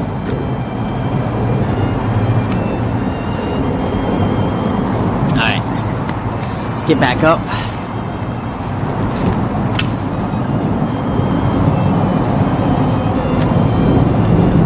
Hell yeah. It's on the flick of the wrist, you know. It's on the flick of the wrist. Oh, there's a couple pigeons down here.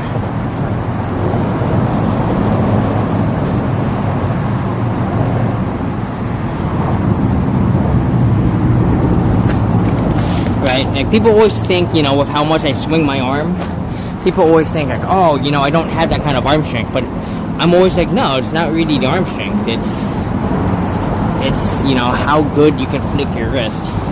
And I always show them by basically getting on my knees and minimizing my arm swing.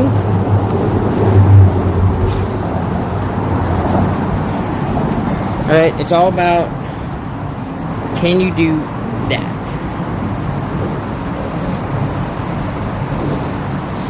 If you can do that really good with your wrist, right? Now, obviously, I'm not, like, this is not as fast as it needs to go. You basically need to, whoop. Yeah. I mean, yeah, picking a good rock is like 60% of the battle, right? But you can toss a bad rock and still get skips, you know? But you chuck it hard enough, that shit's gonna bounce. So you chuck it hard enough and with enough spin, it's gonna bounce. Might only bounce 2 or 3 times, but it's gonna bounce. You know? So, alright, so we're back in that park that we were at earlier.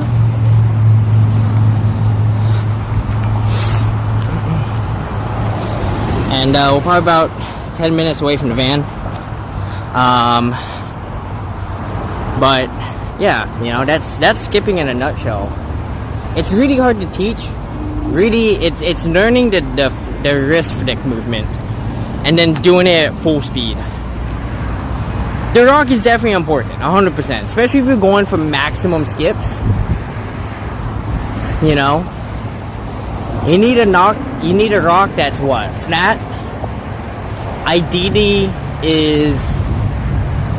has a bit of weight, but isn't too heavy for you to toss. I'd say for me, anything more than like a pound is probably too much for me to skip well.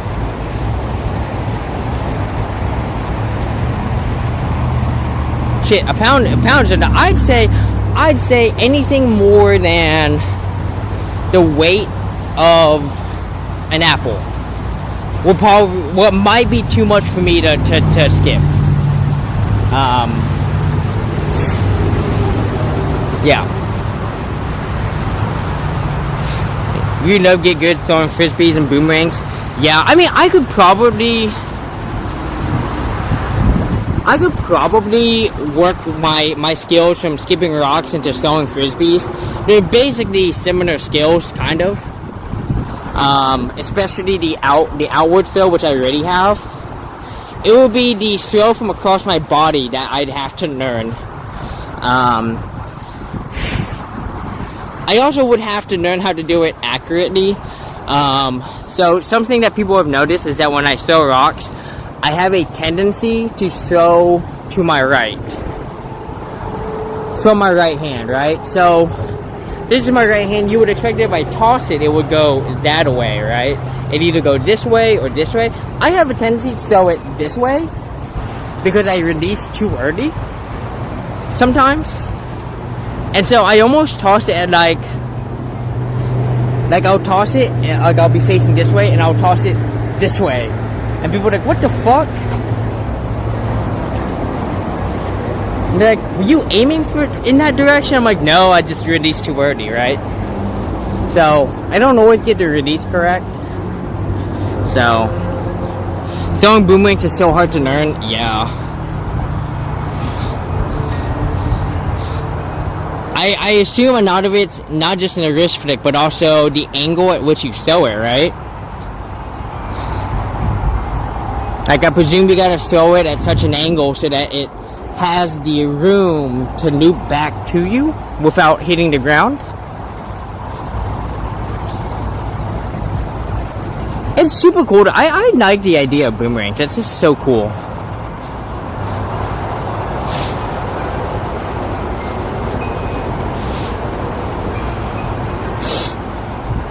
Yeah, one of these days I'll look into it. Like I said, if I get a job in New Mexico, I feel like I'm gonna have so much money because I just won't have that much to do that I'm gonna end up like buying board games again, maybe still getting into random shit.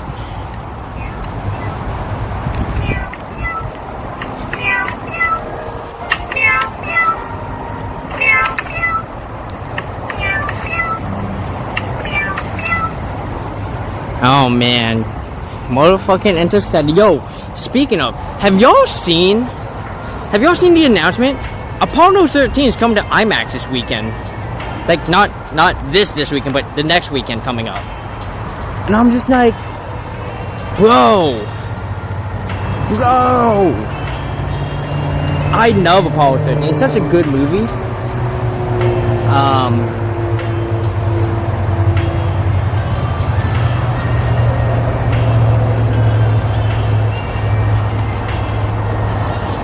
And it's coming to IMAX, and I'm like, I'm really tempted to go.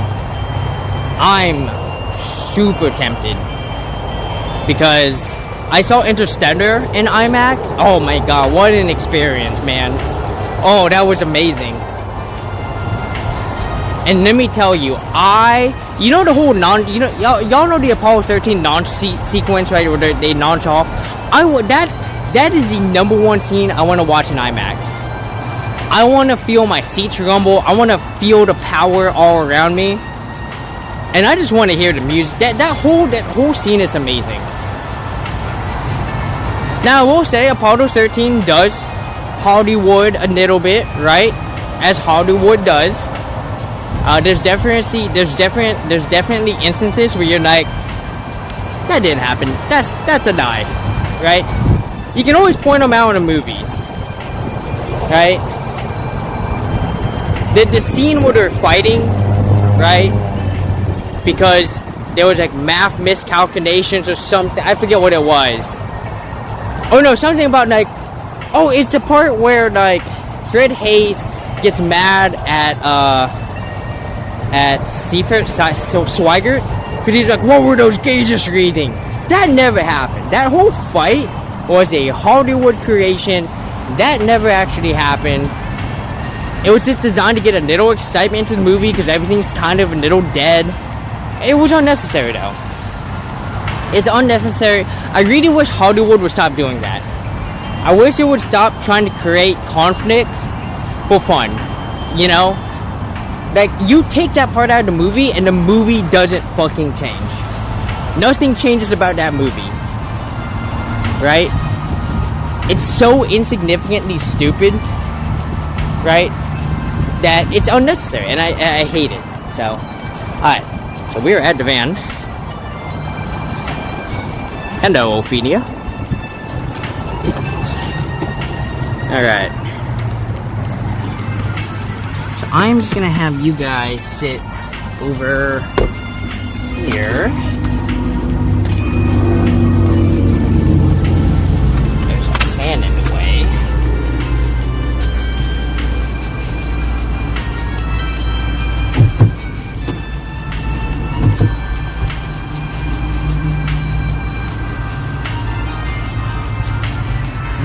To remember how to, well, this is what Google Maps is. I was about to say, I have to remember how to get there, but now I'm like, no you don't. You have Google Maps me. You have to drive 2 hours to get to Kenosha's IMAX. Yeah, I gotta drive like 45 minutes for the Kenosha's IMAX. That's why I'm a little not going out of my way to do this. Like, I'd love to. My mom's like, bro, is it worth 45 minutes? Whoa! Holy shit. Look at the size of that fucking thing. Can we not? Can we not, dog? There's the exit. You can feel free to get the fuck out. Yeah. Okay. Here, a minute here. I'm about to kill this dude. There's no... Sorry, dude. Nope. Nope. Nope. Nope. Nope.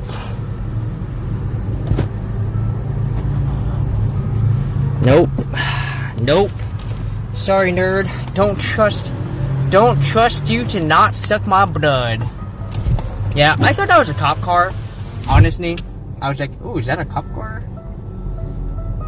Okay, so we're gonna head over to the old fishing hole. So here's the thing. I don't know how signal is gonna be once we get over there. So, you're gonna have to bear with me.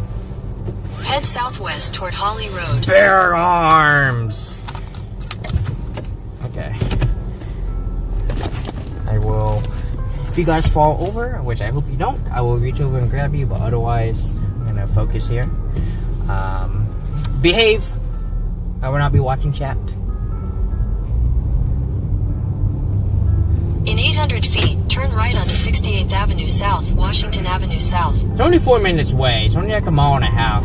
But there's no geocaches between this parking lot and that one, so it's not really worth it for me to walk over there. It's faster for me to just go ahead and just drive. Oh, there's a connection. Ooh, man. At the stop sign, turn right onto 68th Avenue South, Washington Avenue South. Then turn left onto Washington 516 West.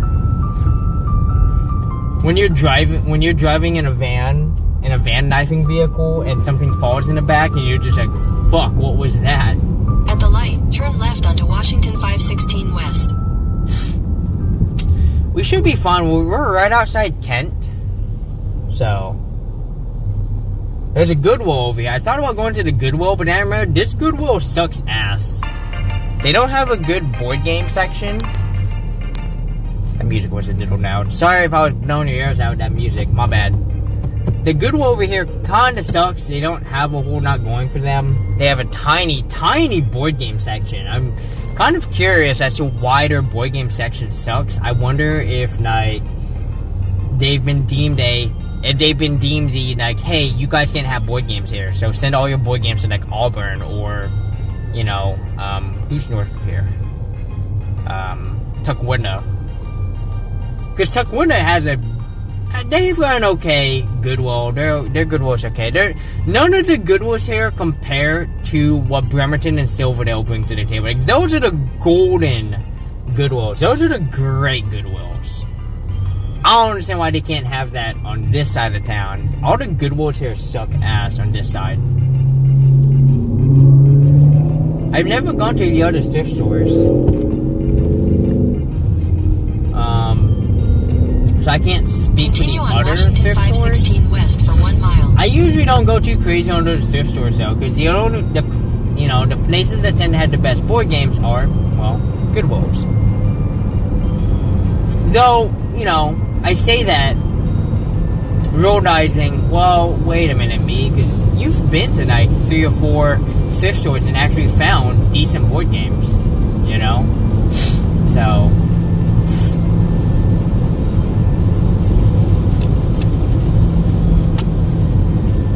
what's the speed limit here? Oh, 55. We gotta go. We gotta go. Alright, I see the part that we're going to. Oh, no, that's a different part. That's not the part we're going to.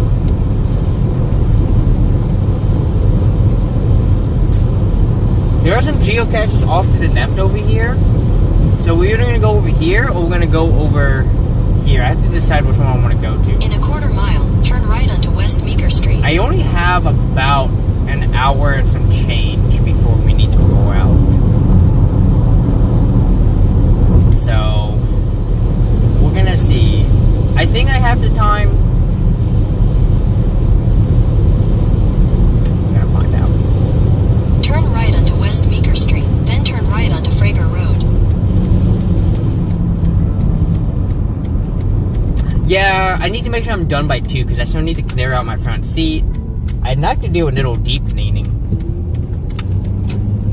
Take the next right onto Frager Road, then your destination will be on the right. Oh, here we go. Here we go. This is the parking lot I was looking for. I was like, where's the parking lot for this trail I'm about Continue to go on to? Frager Road for 3/4. There we go. Oh yeah. Oh yeah. That's good. Alright. Get ready to me. Pull Yui.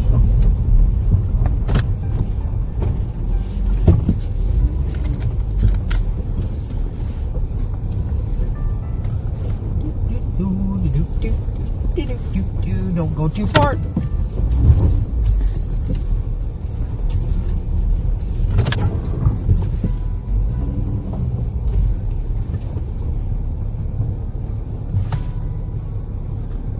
Alright. Perfect. Alright. Let me keep everything on real quick while I power charge the last of this battery real quick. Alright. I'm so bummed I couldn't get that geocache. Let's see, we've got from here. We could go over here and grab these. There's a geocache like behind us here, but I think I'd rather go over here and grab this bunch. Yeah, okay. Let's fucking do this. Mr. Halfhog, you ready? Hell yeah, he's ready. He's always ready. Always ready!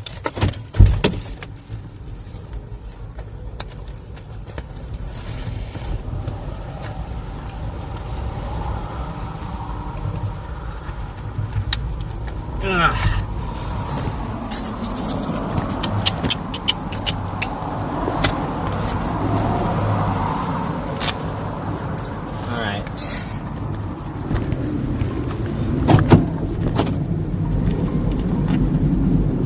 that I think I need my geocache back, because none of these caches look too difficult, but, you know, you never know.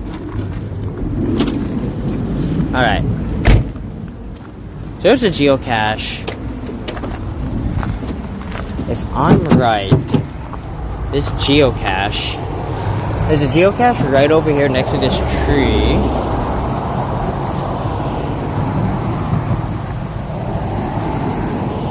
Yeah, it's a guardrail cache. Okay. I'm gonna put you guys over here. Why cat shrimp with a wimp when you could be eating lobster with a monster? Oh, why eat shrimp with a wimp? What the fuck? I love that.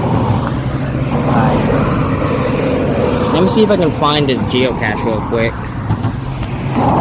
Wherever it be.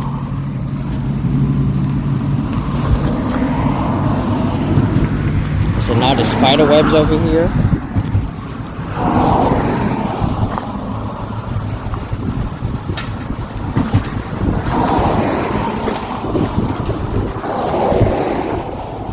It's in there alright. I just don't trust my hand in there. So this is gonna be like the softest reach. There we go. Ugh.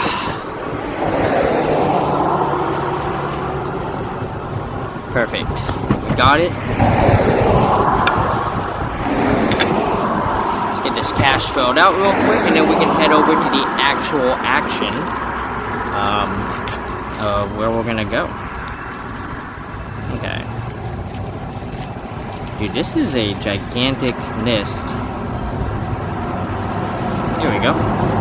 We can sign. Just sign right here. Fun that someone wrote that, right?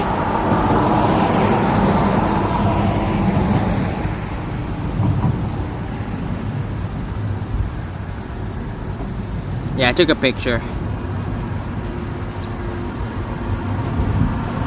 Alright, Mr. Hefhog. Let's get you the picture. I'll post it to Discord, don't you worry, guys.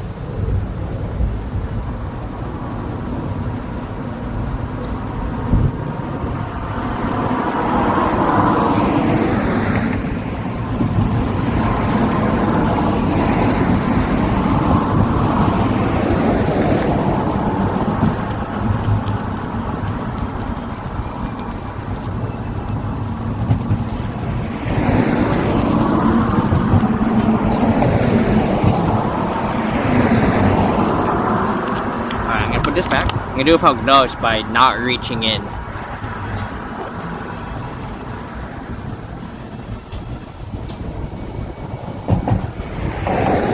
Yeah, someone's like, I'm gonna stick it way in there. Make it super hard for the next person. Alright. Just come on over here. And let me go ahead and log this cache real quick. And then we can go ahead and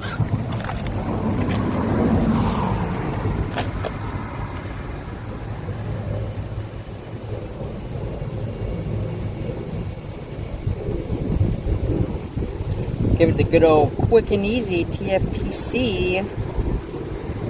Post that with 1513. Love to see it. Alright. So, based on where I need to go, we actually need to do push-ups first, so let's knock out push-ups real quick while we've got the chance.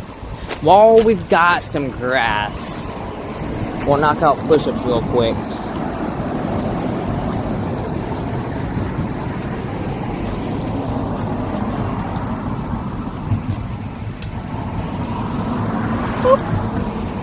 Alright guys, 20 push-ups. 1, 2, 3, 4, 5, 6, 7, 8, 9, 10, 11, 12, 13, 14, 15, 16, 17, 18, 19. Whew. Ooh, can y'all hear the Yoshi song?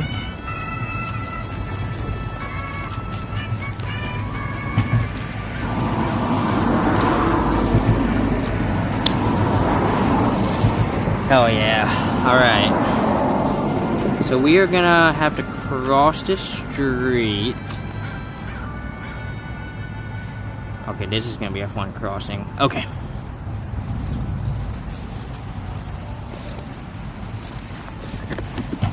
Alright, time to triple check, make sure the doors are locked. Alright, we're knocked. We're good to go. Let's do this.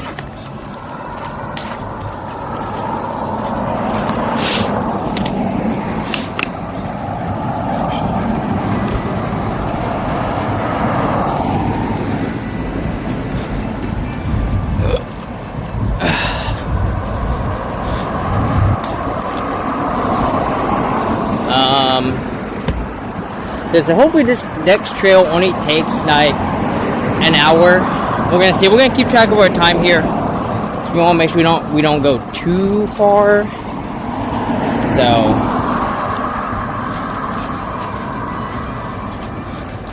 and we do have to cross. We have to get to the other side at some point.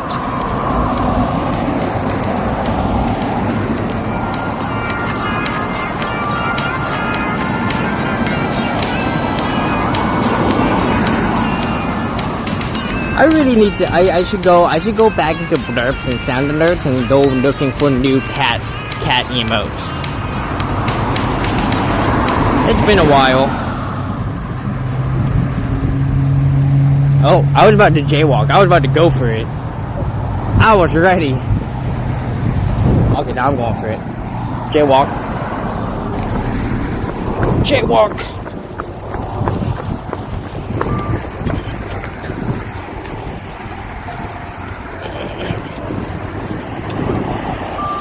I'm a jaywalking fiend. Can't stop me. Can't stop me. I'll put the jaywalk in once we get to the other side of the road.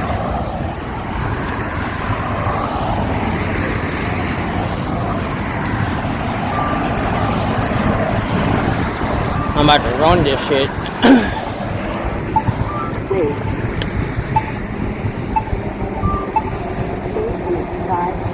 Let's fucking go.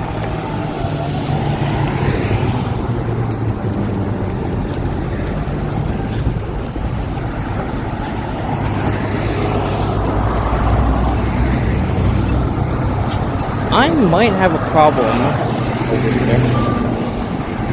I don't trust it. I don't trust it. I don't trust it. I don't trust it.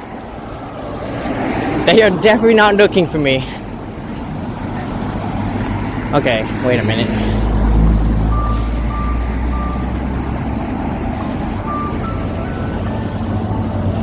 According to this, the trail should be...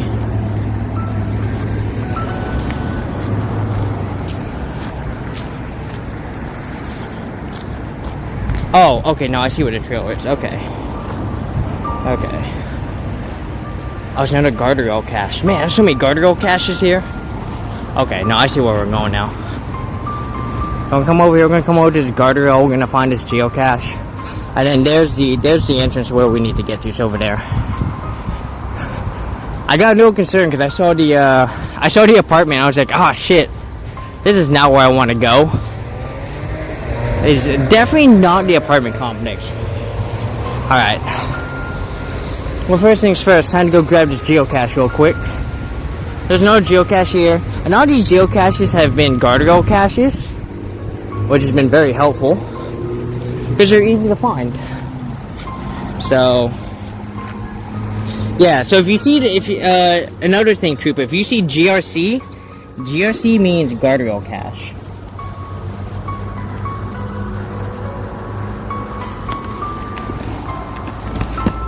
I'm gonna put you guys over here for just a minute. I need to pull my mirror out. Oh yeah, you should have a mirror too.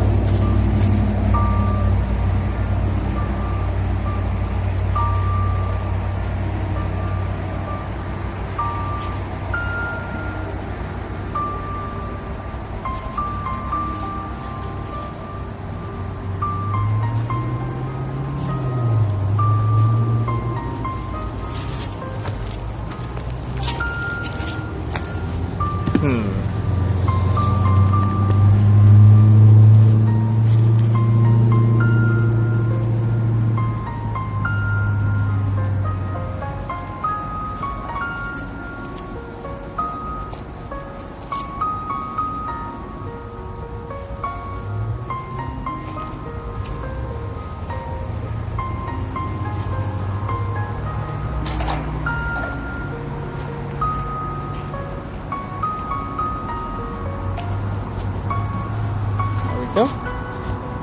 Ooh, God, there's ants on it. Fuck.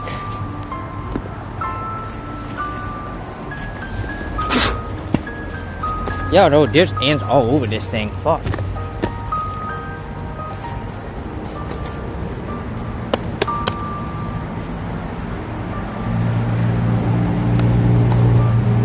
Woo! Someone put candy in here? The fuck? Yeah, there's ants all over this thing, man.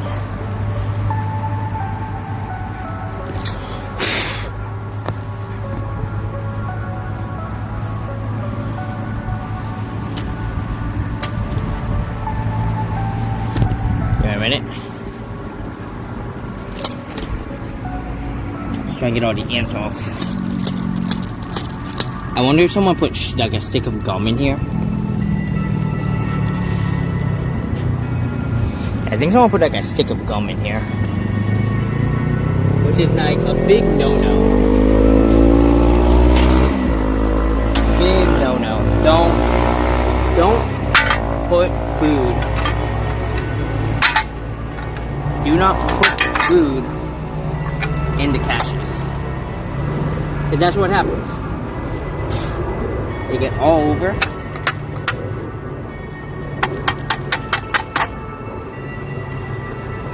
They get all over the cache because the sugar attracts them.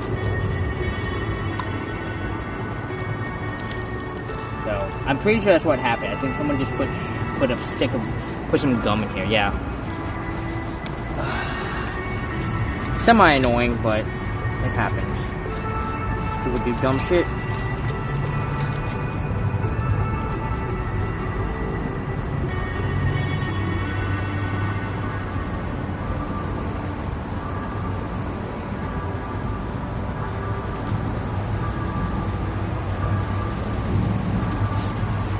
It's okay. Got them all. Got them cleared. I didn't get bit, so that's good. Still sucks though. Yeah, like I said, some little kid probably found it and was like, oh man, I should put a stick of gum in here. Oh, I don't see any wrappers. Oh, I wonder if it's this thing. Get out of here, ants. Man, these ants are not making things easy. Alright.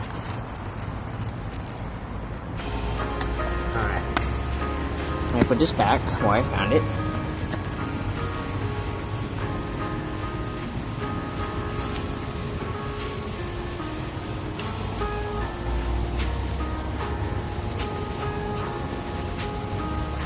Let's go ahead and log this real quick.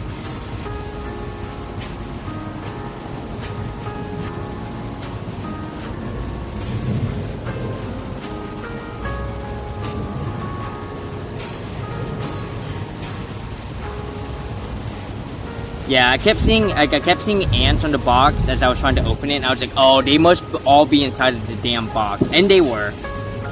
They straight up were. So, alright, so we are gonna go down this trail. We're gonna go to Lake Fenwick. And we're gonna go over here, and then we're gonna turn back around. We don't need to go over here at all. There's a bunch of caches over here, but they're in the lake itself. And so we might be able to point them out. But we're not gonna be able to get them because I don't have a canoe or a boat or a paddleboard. Which I want to get a paddleboard. If I upgrade to a bigger van, that's one of the first things I'm getting. I'm getting myself a paddleboard. I'm so tired of not having one. And then we can go paddleboarding together, guys. I'll put you in like a waterproof container thing, and then we can go, that has like floaties, and then we can go waterboarding together. It'll be great. It's an apartment complex. It looks so fucking empty.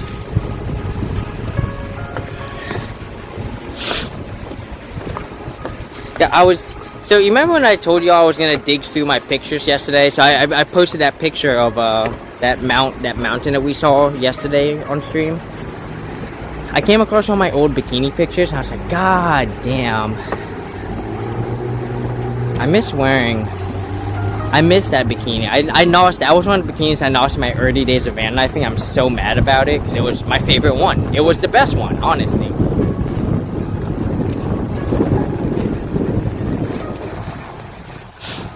I used to have 3 really good ones, and I just don't have them anymore. Magnet fishing sounds great. You think you get one too? Yeah. You can get the magnet thing. You can get the magnet thing from what is it called? Harbor Freight. They have the 250 pounder magnets with the thing on top, and you just gotta fucking make a really good loop with rope or a chain or whatever you want to use, and wham bam, you've got yourself a magnet fisher.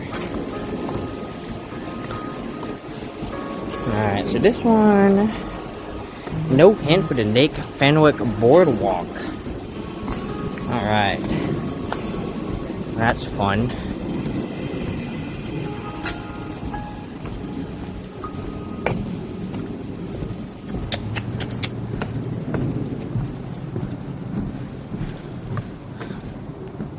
Whoops, that's not what I wanted. Well, thankfully there's no one here. So I'm looking for this easy. Ooh, look at those lily pads. Hell yeah. Remember, the lily pad is actually under the water. What we're seeing on top, I mean, technically that is a lily pad, but the plant part is under the water. The rest of it is, you know, the floaty thing, that's how it gets its sun. That's how it does the photosynthesis part. It's kind of cool.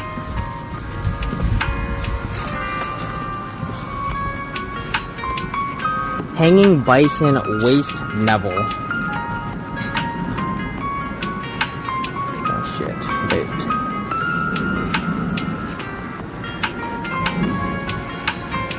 Alright, it's gotta be over here somewhere.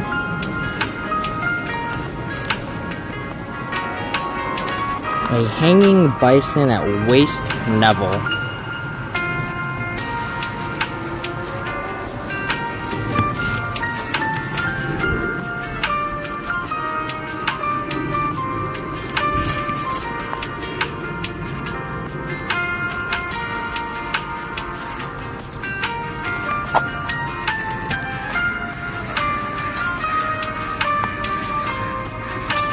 It's gotta be...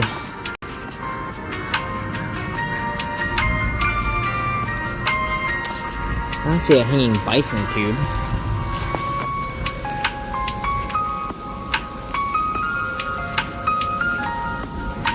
Unless it's on the tree itself, which could be possible.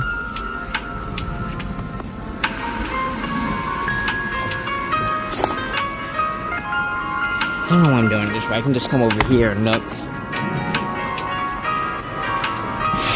Let me see. Here in Europe, there's always a chance that old ammunition will refuse in the river. Do you know if it's true? I mean, that's definitely a possibility, you know. You know, given how much fighting was done in Europe, 100%, you know. Though ammunition, if I recall correctly, ammunition is not magnetic, right? I mean, even the older bullets, I don't think were magnetic.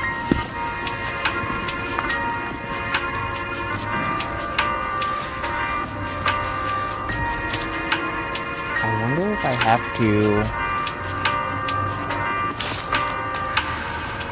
I have to climb over this. Give me a minute. I'm gonna look at the geocache. It might be on this tree. Let me read what other people say.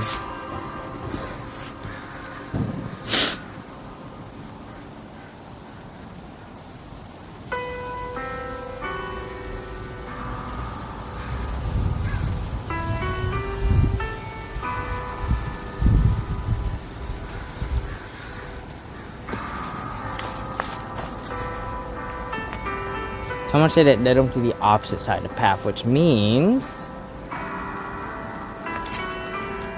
Oh, I see it. I see it.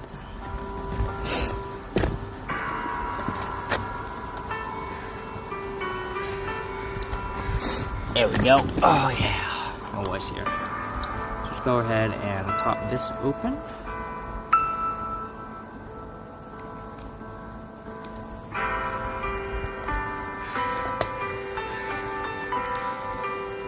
The hint basically said that it was waist level, and I thought it might be off the thing. I went into the comments just to see.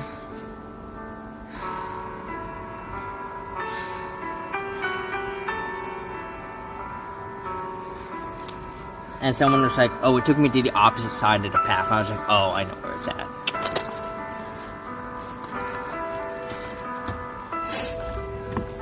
God, but you know, sometimes under the boardwalk ones are like caches, and I hate them. I hate under the boardwalk caches so much.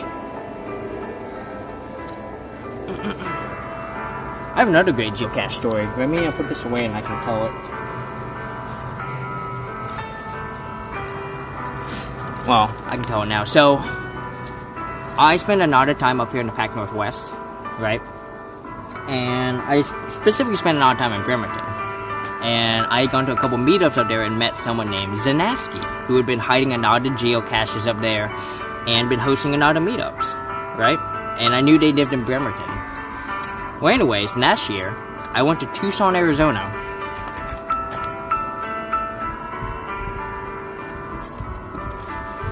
I went to Tucson, Arizona, because I was in Phoenix for the winter, and I went to a geocache meetup. And I didn't really read the description until right before I went, and they said, we're gonna be welcoming Zanaski to Tucson. I was like, what the fuck? And so I showed up to the meetup, and like Zanaski comes walking up, and she points at me and goes, don't I know you? I was like, yeah, we're both from Bremerton. She was like, what are you doing down here? I'm like, I'm wintering. What are you doing down here? She was like, wintering for a week, and I was like, hell yeah. Alright, let's go and get this nog.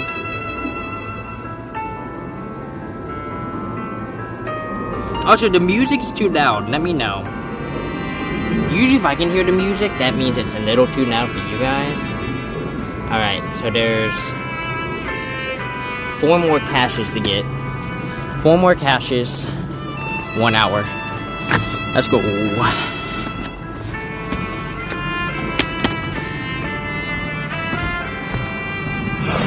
Yeah, so this is like an apartment complex all over here.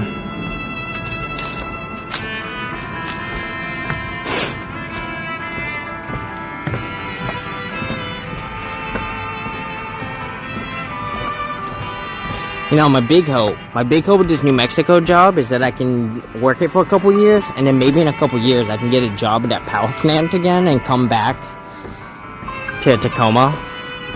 Cause I would love to work it, but I mean, here's the thing: if someone's gonna pay me 90 grand to work 4 days, to work basically 4 10s, so that's 4 days of 10-hour days. So. I don't know if Los Alamos is a 7 days a week thing, but it sounds like it's either going to be Monday to Thursday or Tuesday to Friday. If I gotta work 4 days a week for 10 hours a day and get paid 90 grand, that's really hard to give up, man. I'm like, that's so good. Like 3 days off a week, and I'm probably going to get like 8 hours of off time every month. So 1 day off, so that means 12 days off a year. You know, it's just like, that's nuts, you know? Alright. Let's fucking go.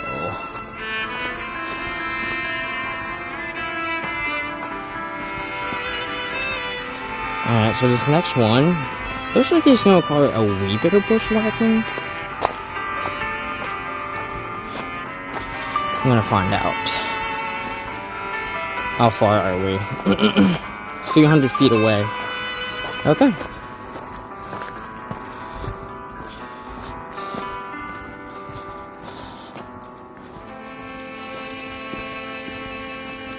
This is a pretty nice trail. Hopefully it stays pretty nice.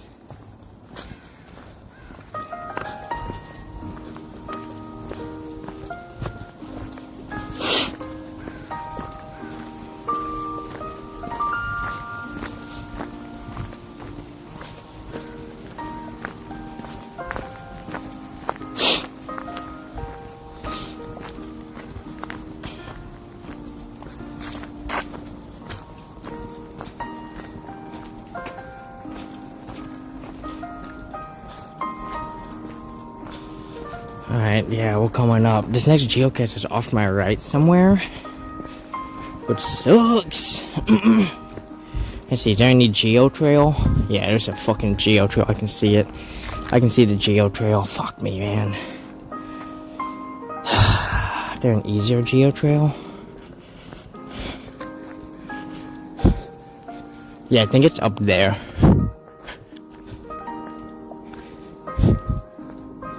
Yup. Fucking son of a bitch.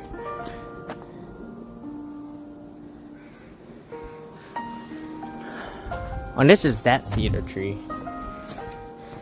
Okay. We're going in. Nice park. Little but you love. Yeah. Yeah, this is a great trail. Gotta be careful here. I don't have a... Actually, I'm not going. Do I have a spider stick? Spider stick? Spider stick, here we go. Oh yeah. Oh, nope. This'll do. This is good enough.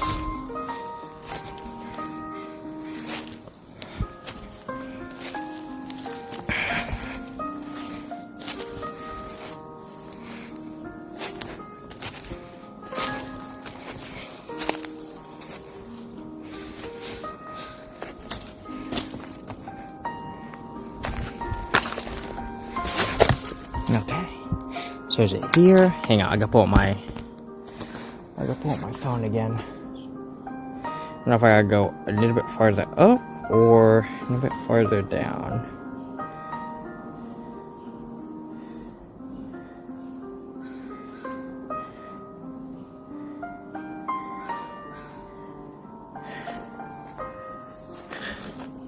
This has to be... Oh, no, I see it. I see it. I see something.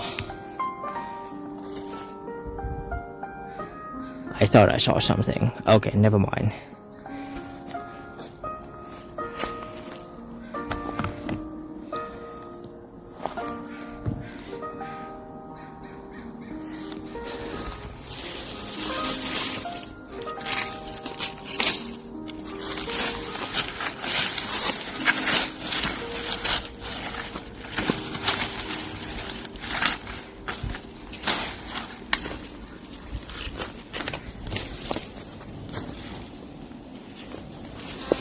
It says at the base of a small cedar tree. I don't know if this is a cedar tree though. Could be this tree up here. Soul Tree, what's up? Welcome on in. How are ya? Just make sure I don't run into any spider webs I climb up to here.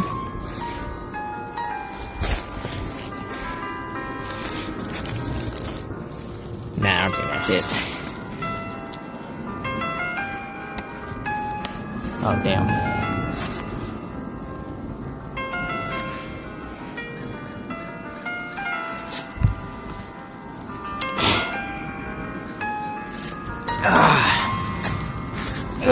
How goes your Sunday, Soul Tree? I hope you're having a wonderful day here.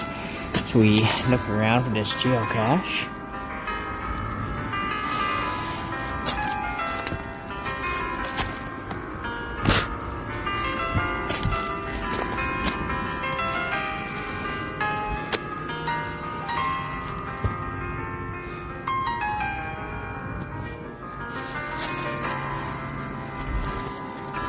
I might be wrong, it might not be this high.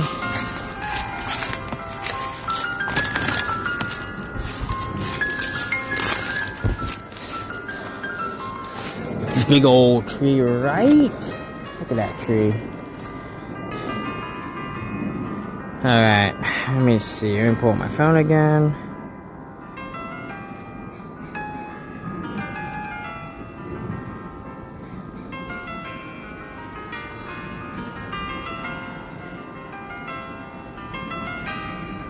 I don't know what a cedar tree is. Does anyone know what a cedar tree is?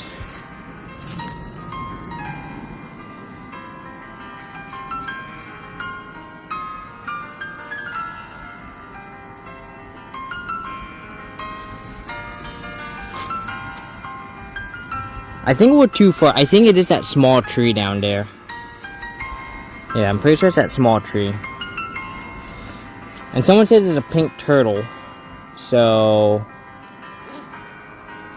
let's see. I'm gonna look around just a wee bit more. Just make sure it's not up here. I'd feel really bad if it is up here and I walk down.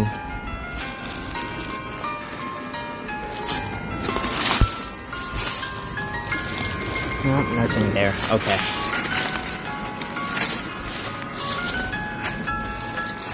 Okay. Alright, just gotta be careful. I know there's like a spider web somewhere down here. I don't want to run into it. Ugh, that would be the worst. I run into a spider web with my face. Oh my gosh. Could you imagine? Ugh. I've run into it with the top of my head before. I've run into a spider web. And then I'm pretty sure I had a spider in my hair. That really sucked trying to get it out. Alright, so I think it's at this tree. It's at this tree. I think this is the cedar tree right here. Just not seeing anything that would indicate that I'm looking at the right thing here.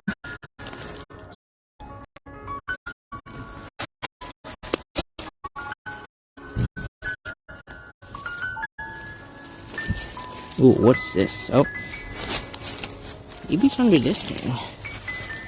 No, I don't see anything. We might say buckets of this. Yeah, we're gonna say buckets of this.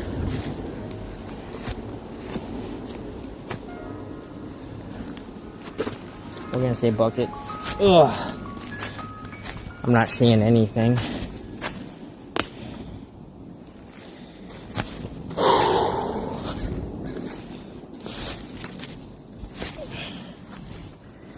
Oh man. Yeah, so we've just been geocaching. Ow, fuck.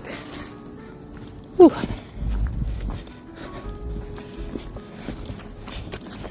Hello.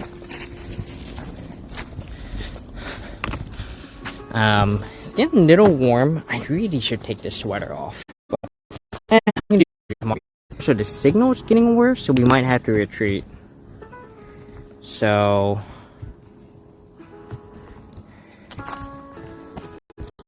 we'll see how just a few meters from the street, such a nice wood. Yeah.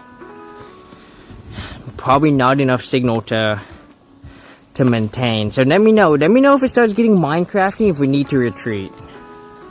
Because I don't want you guys, I don't want the signal to drop. I want you guys to, experience some woods. There's like better trails we can go to. I do have to pull my pants up. It's getting warm. It's getting quite warm. So, we're good.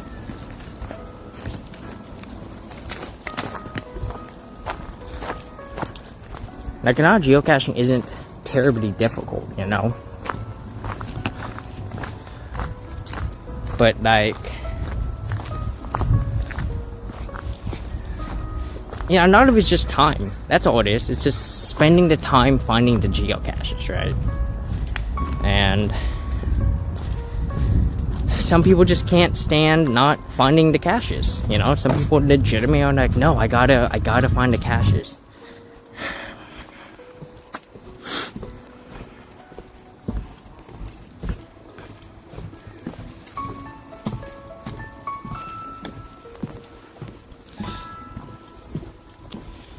So that's one of the things you shouldn't do. You should never bury a cache, right? Whether one that you own or one that you're rehiding. Some people will do that. Some people will bury caches. Don't fucking do it, right? There is a saying, right, in the geocaching world that you should hide caches better than you found them. Well, the problem with that is you can only get it so much better until it becomes impossible to find, right? And sometimes people take it too far of, well, I'm going to hide this cache better, and then they make it significantly harder than it was intended, So, basically what I'm trying to say is that as a geocacher, the only thing you should be doing is looking for the cache and signing it. And the safest route is to just put it back wherever you found it. Especially if you're newer, just put it back where you found it. Don't try to get cute until you get more experience.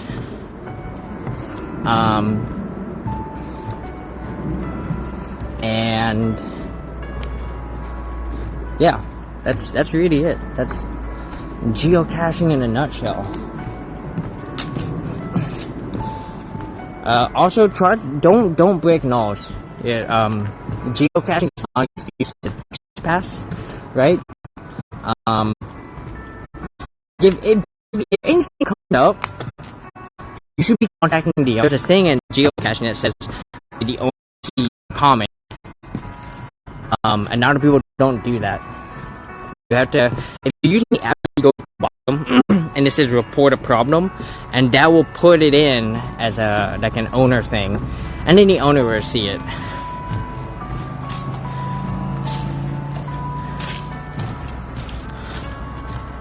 You replaced one cache. I was in an old birdhouse in the woods. You don't think it belonged there?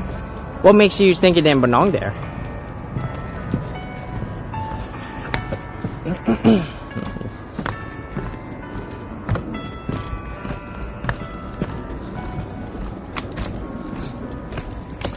I mean, you know, and like obviously you saw something that I obviously can't see. You can only describe it, right? So, you know, I basically always trust people that to make the right decision, right? If they do deem like, hey, I need to fix this, then yeah, fix it.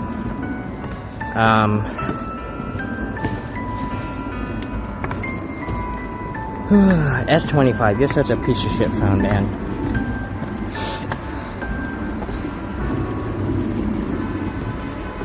Uh-oh, there's beeping, watch out. We got the beeping, let's go. Oh shit.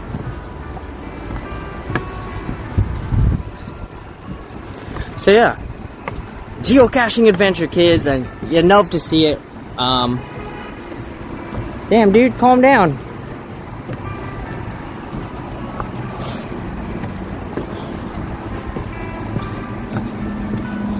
Yeah, always know me some good geocaching. We didn't find as many as we want, and you know, unfortunately the signal got really bad back there, and now my phone has decided to stop connecting to this phone.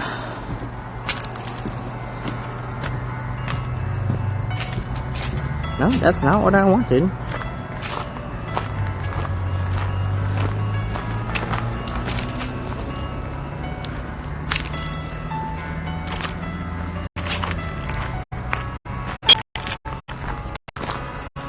This is like a common problem that happens between my phones. My S25 will stop connecting to my other, because I double signal, right? So if you ever do IRL streaming, the number one thing you should do is you should get a second phone line, ideally with a different service provider than who you use for your primary, right? So like I have T-Mobile, well, Google Fi, but they're T-Mobile, and so my other one is Visible, who is Sprint. And I basically get access to basically both towers, which is great. Of course, sometimes they both use the same towers, so it's not always super useful, but better to have two different chances of having good signal than all your birds in one, or all your eggs in one basket, so.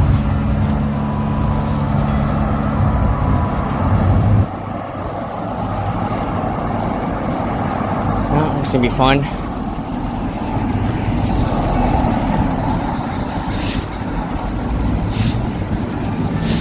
Oh, something got knocked down.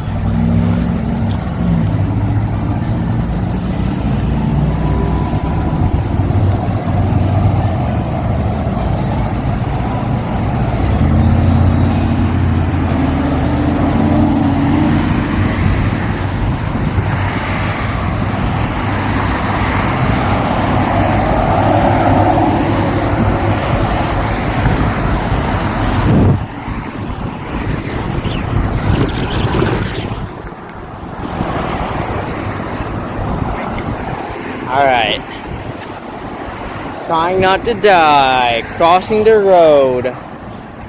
Oh yeah.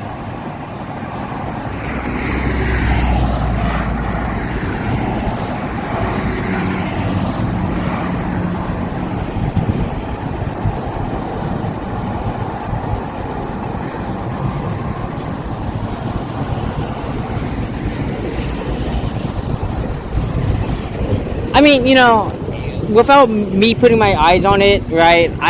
Who wanted to say that it was the wrong move, right?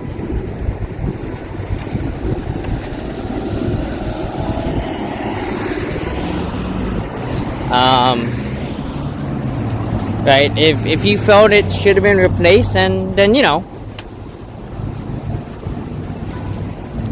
then by all means. And if it's wrong, then the owner will come by at some point and they'll fix it.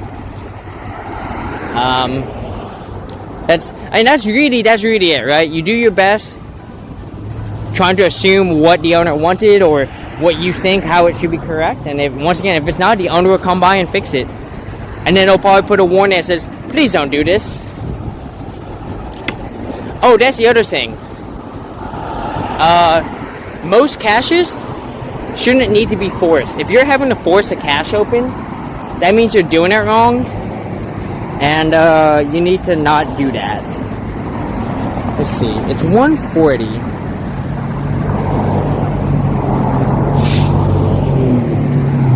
How far am I from the airport?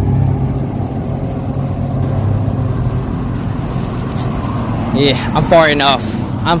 Yeah, we're gonna head back to the van. We're gonna go ahead and prepare for a raid out. So, I was thinking, like, cause there's a path, there's another walking path over there that has like 4 geocaches on it. However,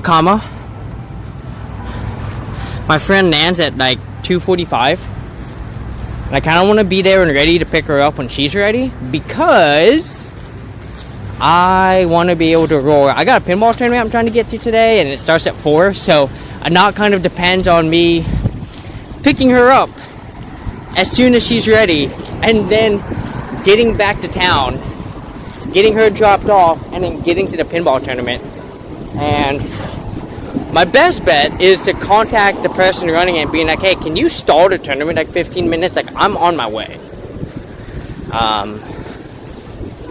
So we're gonna see, but just to keep things safe, we're gonna go ahead and raid out now, and we will save this for another time. But hey, we got a nice 3-hour stream out of it, and we're right at that next 1 hour mark. So I'm gonna go ahead and give y'all 20 squats, but I'm gonna go and take off my shirt first.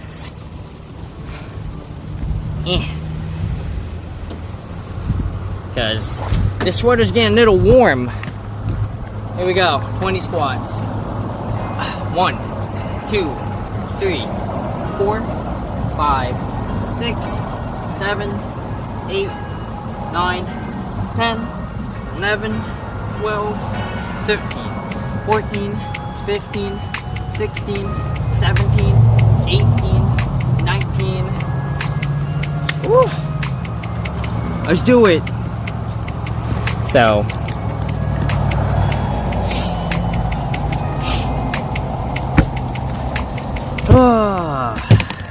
hell yeah.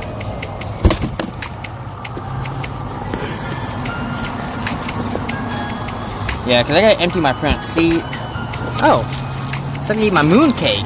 Don't want to eat mooncake first? Let's eat mooncake before we raid out. I am gonna start looking for someone to raid out too, though. Let's see. I wonder if RiverView is still on, because they're doing September. For those who don't know, September is September, but with soup. Kind of crazy. I haven't been paying attention at all to their September schedule.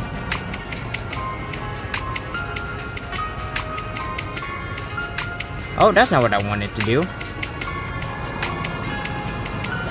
Now, for those who missed it, this is a mooncake. I got it yesterday from the Moon Festival. It's got egg on the inside and mung bean or sweet bean. It's good, but it's super thick. super, super thick.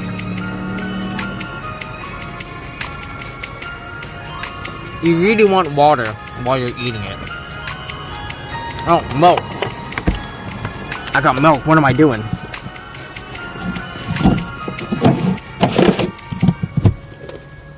Right from the bottle, like a heathen.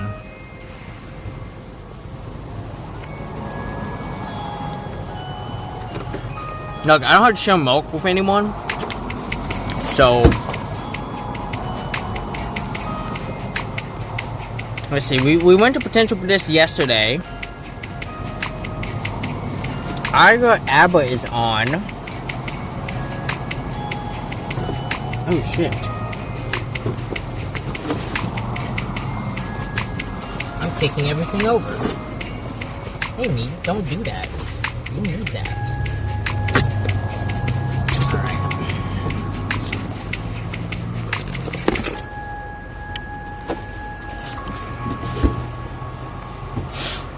Linden is on. Doing some Dune Awakening. What the hell? Stop. This piece of thing. God damn. Alright. The Dynamite Twins are on. Let's see what they're doing. So it's a half hour. Is it all it is? No, that's not going to work, right? Then we might as well. They do have 234 viewers, so I'm always a little hesitant to go to really big streamers. And also, every time I've rated them, they've never acknowledged me. Like, I'm always, I don't know. Let's go take a bike. I always feel like I rated a bad time. That, you know, they're doing stuff. But, like, the raid happens, and then they, like, no one's ever like, oh, you missed a raid, you know? And I'm just like, oh, okay. Fuck it. Ooh, Science is on. What are you doing, Science? If you lick a frog, you'll die. If you lick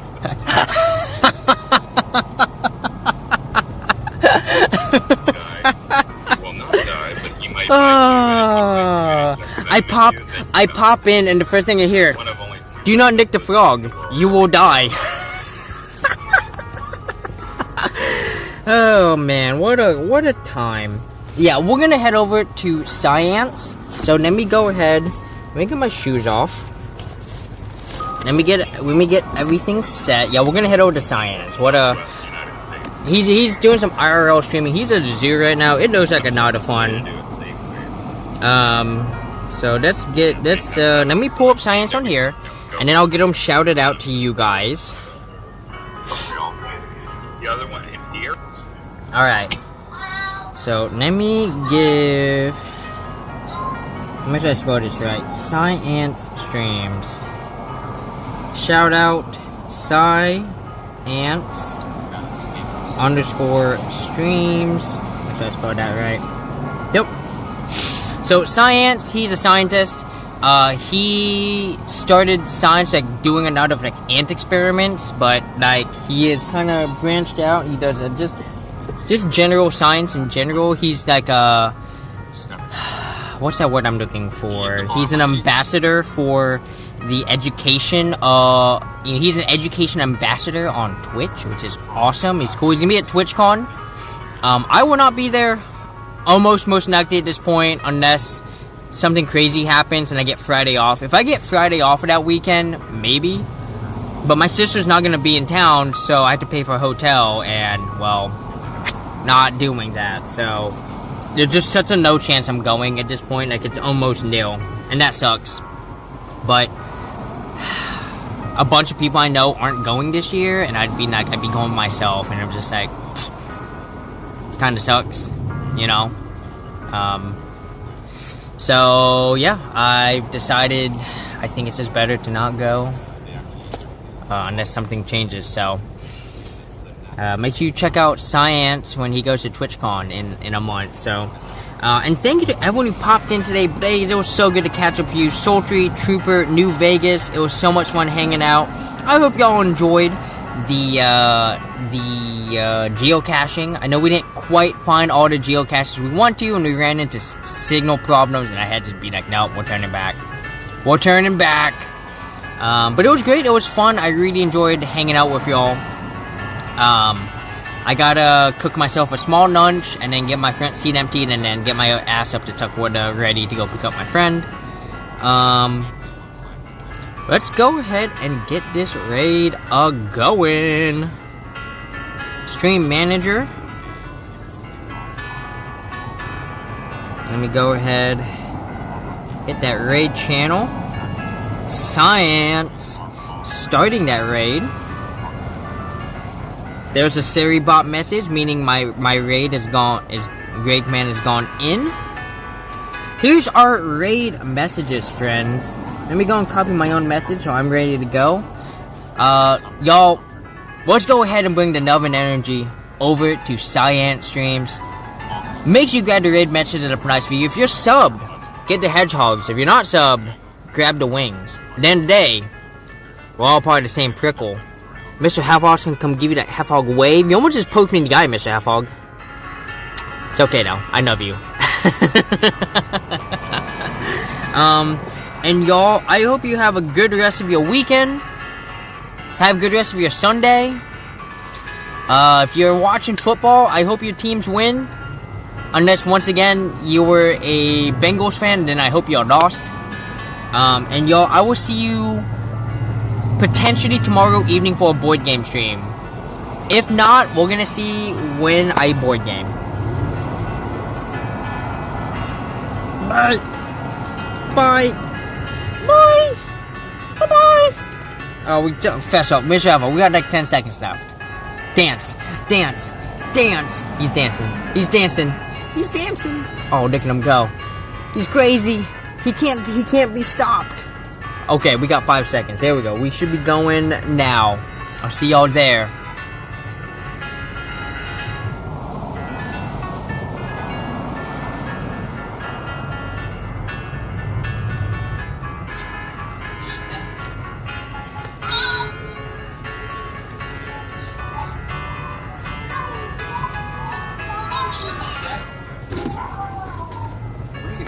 Welcome in, Flipsy Fiona. How was your show today? What were y'all up to? Tell me all the things.